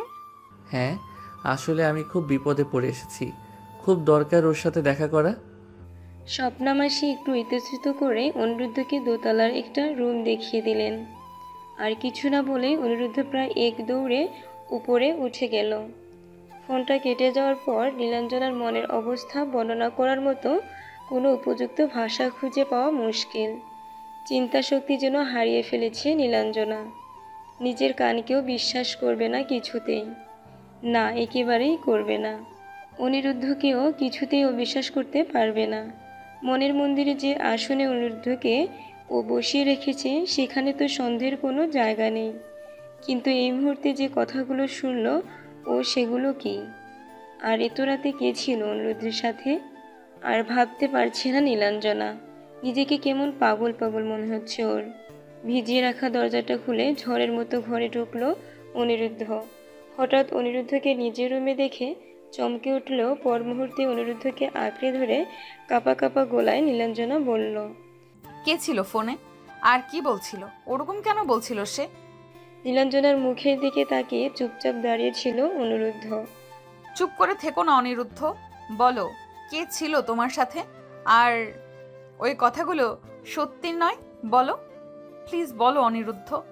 আবারও কিছুক্ষণ চুপ করে থেকে ধীর গলায় অনিরুদ্ধ বলল, সব সত্যি। ছিটকে পিছিয়ে আসলো নীলাঞ্জনা। ওর পায়ের নিচের শক্ত জমিটা যেন সরে গেছে হঠাৎ করে। যে জমিটাকে শক্ত করেছিল ও, অনিরুদ্ধের কথাই একটু একটু করে অনিরুদ্ধ আবার বলল, প্লিজ নীলাঞ্জনা, আমাকে একবার নিজের পক্ষে বলার সুযোগ দাও। আসলে তুমি প্লিজ চলে যাও এখান থেকে, আমি তোমার কোনো কথা শুনতে চাই না। You are a cheater Aniruddha, do you get it? তুমি ঠকিয়েছো আমাকে। হয়তো তাই নীলা, হয়তো আমার উচিত ছিল তোমায় সবটা বলে দেওয়া, কিন্তু বিশ্বাস করো নীলা, তোমার ওই চোখ দুটোতে যে আশ্রয়টা খুঁজে পেয়েছিলাম সেটা আমি হারাতে চাইনি কোনোভাবে। হারানোর ভয়ে হয়তো বলতে পারিনি, কিন্তু আমি তোমায় মিথ্যে বলিনি নীলা। এই বিষয়ে আমাদের কোনো দিন কথাই হয়নি। যদি তুমি আমায় কোনো দিন প্রশ্ন করতে, আমি মিথ্যে বলতাম না। তুমি স্বেচ্ছায় ধরা দিয়েছিলে আমার কাছে, আমি জোর করিনি তোমায়। আর শুধুই কি সামাজিক স্বীকৃতিটাই বড়? মনের মধ্যে বয়ে চলা অগোছালো এলোমেলো অনুভূতিগুলোর কোনো অর্থ নেই? শুধু কি মিলনটাই বড়? আর এই আমি যে তোমার হাত ধরে অসীম পর্যন্ত সরল রেখায় হাঁটতে চেয়েছি নীলা, এসব সমস্তটাই কি মিথ্যে? Enough is enough. বাস্তবতাটা এতটা সহজ নয়। আমি আর এক পাও তোমার সাথে হাঁটতে চাই না এই প্রতারণা আর কলঙ্কের বোঝা মাথায় নিয়ে। আমি রাধা হতে চাইনি অনিরুদ্ধ, আমি একটা ঘর বাঁধতে চেয়েছিলাম। আমি শুধু তোমাকে নিজের করে পেতে চেয়েছিলাম, আর সেই তুমিও। নীলা, অনিরুদ্ধ আজীবন তোমারই থাকবে, কিন্তু তোমায় আমি কোনো দিন অপেক্ষার বাঁধনে বাঁধতে চাইনি। তোমার দুই চোখে আমি একটা গোটা আকাশ দেখেছি, আর তুমি সেই আকাশের মতোই মুক্ত। তোমার রাধা হওয়ার কোনো দায় নেই নীলা। কয়েক পা পিছিয়ে গিয়ে বেডের উপর বসে পড়ল নীলাঞ্জনা। মোড়ে দাঁড় করিয়ে দেয়। অনিরুদ্ধ আস্তে আস্তে এগিয়ে গেল, হাঁটু গেড়ে বসে পড়ল, ওর হাত দুটো ধরে বলল, তোমার কাছেও কি আমি অপরাধী নীলা? তুমিও আমায় চরিত্রহীন ভাববে? আমাদের ভালোবাসাটা কি সত্যিই ভুল? এতদিনের সব কিছুই মিথ্যে? আমি ঠকাতে চাইনি কাউকে নীলা, শুধু হারানোর ভয় পেয়েছি। মনের উপর তো কারো জোর নেই, এত ঠিক ভুল মেনে মন চলে না নীলা। অনিরুদ্ধের চোখ থেকে দুফোঁটা জল গড়িয়ে পড়ল নীলাঞ্জনার হাতের ওপর। নীলাঞ্জনা সামলাতে পারল না নিজেকে, জড়িয়ে ধরল অনিরুদ্ধকে। অনিরুদ্ধের ঠোঁট নীলাঞ্জনার ঘাড় স্পর্শ করে নামতে লাগলো কাঁধের ওপর। সৃষ্টির আদিমতম সুখের আবেশে আবিষ্ট হতে হতে নীলাঞ্জনার মনে হলো, সৃষ্টির পবিত্রতম অনুভূতি কখনো অপরাধ হয় কি? হয়তো ভুল ছিল ওদের সময় আর পরিস্থিতি। দূরে কোথাও থেকে ভেসে আসলো সেই সুরটা, তোমায় যত গল্প বলার ছিল সব পাপড়ি হয়ে গাছের পাশে ছড়িয়ে রয়েছিল, দাওনি তুমি আমায় সেসব করে হওয়ার কোনো কারণ, প্রেমে পোড়া বারণ, কারণে আকারণ, ওই মায়া চোখে চোখ রাখলেও ফিরে তাকানো বারণ, প্রেমে পোড়া বারণ। ভোরবেলায় সূর্যের নরম আভা জানালা বেয়ে এসে কপাল ছুঁতেই চোখ খুলল নীলাঞ্জনা। গতকাল রাতের সব অনুভূতি এখনও তাজা। উঠে বসে ঘুমন্ত অনিরুদ্ধকে ডাকলো, প্লিজ ফিরে যাও অনিরুদ্ধ। ঘুম ভাঙা চোখে নীলাঞ্জনার দিকে তাকিয়ে অনিরুদ্ধ বলল, একা ফিরে যাব বলে তো আসিনি। আমি তোমায় ছেড়ে যাব না নীলাঞ্জনা, সে যাই হয়ে যাক। যদি তুমি আমার সাথে নাও থাকো তবু আমি জানবো অনিরুদ্ধ শুধু আমারই। কিন্তু কোনো কিন্তু না, তোমাকে ফিরে যেতেই হবে। আমাদের এই ভালোবাসাকে আমি কোনো দিন অপরাধ ভাববো না।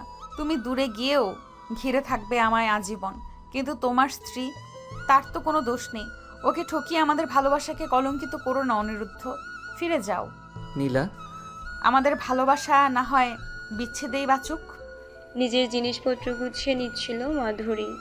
শুধু শুধু সন্দেহের বশে অনিরুদ্ধকে দোষারোপ করতে চায়নিও, তাই তো নিজের চোখে দেখতে আসা। আর কিছুই বাকি নেই ওর এখানে। এবারে ওকে ফিরতে হবে। কলিং বেলটা বেজে উঠল। মাধুরী গিয়ে দরজা খুলে দিল। সামনে অনিরুদ্ধ দাঁড়িয়ে, একটু বিধ্বস্ত দেখাচ্ছে কি ওকে। যাই হয়ে যাক, মাধুরী ভাববে না এসব। ও তো কোনো ভুল করেনি, সত্যিটা সামনে এনেছে মাত্র। মাধুরী ঘরে গিয়ে গুছিয়ে রাখা ট্রলিটা বার করে আনলো।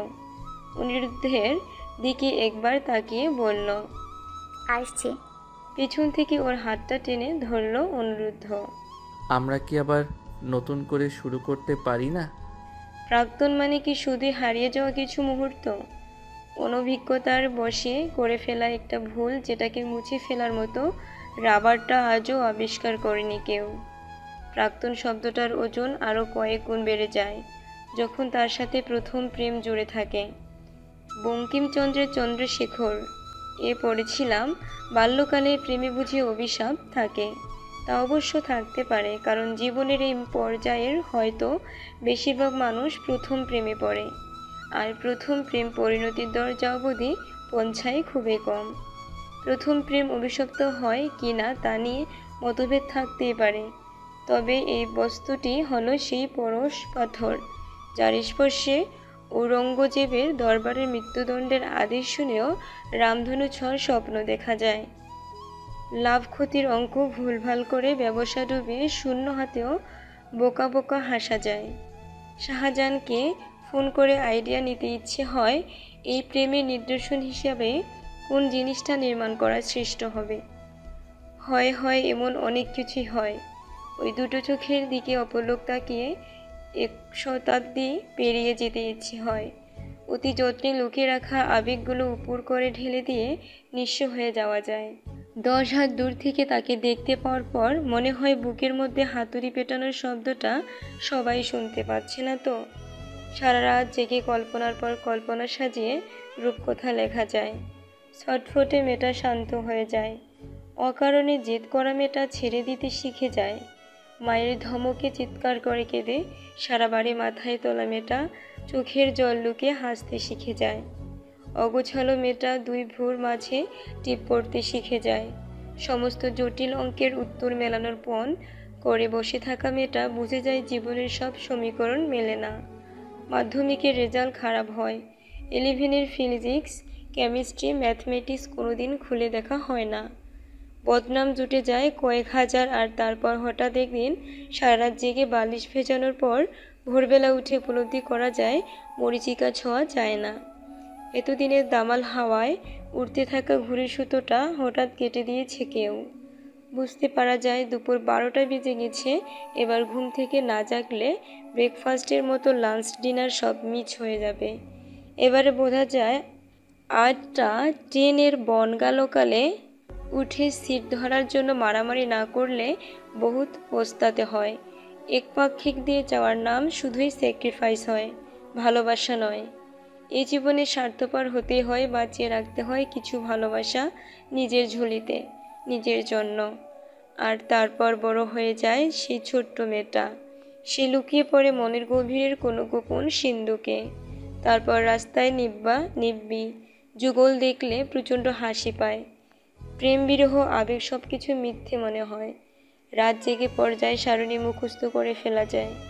ক্যালকুলাসের চ্যাপ্টারটা সলভ করতে করতে মনের সুখে প্রাক্তনকে গালাগালি দেওয়া যায়। কাপল বন্ধুদের সামনে বেশ উঁচু গলায় বলা যায়, এসব নেকা নেকা প্রেম আমার আসে না। তারপর হঠাৎ একদিন প্রবল ঝড়ে সব এলোমেলো হওয়ার আগে তোমার হাত চেপে ধরে কেউ। তুমি আর চোখে জরিপ করে নাও হোয়াইট শার্ট ব্লু ডেনিমের মালিকটিকে, আর তারপর হাত ছাড়িয়ে ঘরের সমস্ত দরজা জানালা বন্ধ করে বসে থাকো। আর তারপর ঝড় থামার পর জানলাটা খুলে দেখো প্রবল বৃষ্টিতেও দাঁড়িয়ে আছে সেই মানুষটি তোমার দরজার বাইরে। বুকের মধ্যে ঘুমিয়ে পড়া সেই ছটফটে মেয়েটা আবার জেগে ওঠে। এক ছুটে দরজা খুলে দিতে ইচ্ছে হয়, আবার ভেসে যেতে ইচ্ছে হয় নতুন স্রোতে নতুনভাবে। বুঝতে পারা যায় সব দিয়েও নিঃস্ব হইনি, তুমি তবে পরিণত হয়েছ অনেক। সেই মেয়েটা এবার আবদার করতে শিখে যায়, দাবি করতে শিখে যায়, অভিযোগ করতে ঝগড়া করতেও শিখে যায়। সেই মেয়েটা এবারে না বলতে শিখে যায়, দেওয়ার আগে যাচাই করে নিতে ভোলে না, ঘর বাঁধার আগে ভিতটা শক্ত করে নিতে ভোলে না। হয়তো প্রবল দুর্যোগের মুখে আবারও ভাঙ্গন আসে, তবে দুর্যোগটা কাটিয়ে ভেঙে যাওয়ার টুকরোগুলোকে গুছিয়ে নিতে নিতে তুমি বুঝে যাও যে থাকার সে থেকে যাবে এক আকাশ শূন্যতাকে মাথায় নিয়েও। তারপর এক দুপুরে পুরনো বইয়ের তাকে সেই ডায়েরিটা হঠাৎ খুঁজে পাওয়ার পর তুমি জানতে পারবে সেই ভেঙে যাওয়া প্রেমটার প্রতি তোমার আর কোনো আক্ষেপ নেই, অভিযোগ নেই, শুধু থেকে গেছে একটু বুক চিনচিন। তুমি বুঝে যাও যে ভেঙে যাওয়া সব প্রেমগুলোতে অভিসম্পাদ থাকে না, এ এক নিখাত ভুল যেটা তোমায় শিখিয়ে গেছে অনেক কিছু। এখান থেকেই তো নতুন করে ভালোবাসতে শেখা, সম্পর্ককে পরিণত করতে শেখা। প্রাক্তন মানে শুধু প্রতারণা নয়, ভালোবাসা কোনোদিন শেষ হয় না, নতুনভাবে বারবার ফিরে আসে।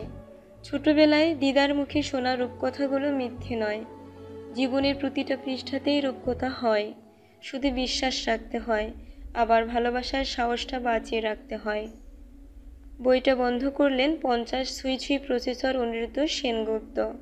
হাই পাওয়ারের চশমার কাজটা একটু ঝাপসা মনে হলো তার। গোধূলি চলে যাওয়ার পর থেকে যাওয়া ক্ষীণ আলোর দিকে তাকিয়ে থেকে তিনি ভাবলেন, কেউ না জানলেও তিনি জানেন এই উপন্যাস তো আদতে স্মৃতিচারণা। হ্যাঁ, তার নীলাঞ্জনার স্মৃতিকথা। তাদের যে ভালোবাসাটা অপূর্ণ থেকে গেছিল, আজ তা হয়তো শত শত মানুষের মনে আলোড়ন তুলেছে। আর এই উপন্যাসের শেষ ভাগে প্রাক্তন সম্পর্কে যে স্বীকারোক্তি লিখেছে নীলাঞ্জনা, সেটা যে তার উদ্দেশ্যেই তা বেশ ভালোই বুঝেছেন তিনি। নীলাঞ্জনা পেরেছে তাদের ভালোবাসাকে বাঁচিয়ে রাখতে। কি গো, দেখো তোমার কোনো ছাত্র ফোন করেছে, কখন থেকে ডাকছি, কি করছো কে জানে। মাধুরীর কথায় সম্বিত ফিরে পেলেন হঠাৎ, চেয়ার ছেড়ে উঠে পড়লেন। ফোনটা ধরতে হবে, তাছাড়া একবার মার্কেটেও যেতে হবে, অনেক কাজ। ডার্লিং, কি বলো তো, এবারেও বিচ্ছেদ কেন? ভালোই তো চলছিল, ওদের মিলিয়ে দিলে না কেন? বেডরুম থেকে চিৎকার করে বলল বিক্রম, নীলাঞ্জনার স্বামী। মিলনের পরের গল্পটা তো সবার কাছেই খুবই পরিচিত, আর এই বিচ্ছেদের পরের গল্পটা প্রত্যেকে নিজের মান সপাটে আলাদা আলাদাভাবে আঁকতে পারে। না, এসব আমি জানি না। এবারে তুমি আমাদের মতো একটা সুখী প্রেমের গল্প লিখবে। আচ্ছা, তাই হবে। মৃদু হেসে কিচেনে কাজে ব্যস্ত হয়ে পড়ল নীলাঞ্জনা। ভালোবাসা কি শুধুই একটা সম্পর্ক? সেই সম্পর্কটাকে যদি সমাজ স্বীকৃতি না দেয়, তাহলে আত্মার সাথে আত্মার মিলন পুরোটাই কি অর্থহীন? তবে একটা সম্পর্কে আবদ্ধ থেকে দ্বিতীয়বার কি ভালোবাসা যায়? যদি আবার ভালোবাসা আসে, কি বলে তাকে? প্রতারণা না পরক্রিয়া? নাকি এসব কিছুই কোনো নিয়ম মেনে হয় না? ভালোবাসা আসে নিজের গতিতে, নিজের ছন্দে, সবটুকু ভাসিয়ে নিয়ে গিয়ে কিনারায় ছেড়ে যায় বেনামি কিছু অনুভূতি, যাদের নামকরণ হয় না কোনো দিন। ভালোবাসা এভাবেই বেঁচে থাকে যুগে যুগে, মিলনে হোক বা বিচ্ছেদে।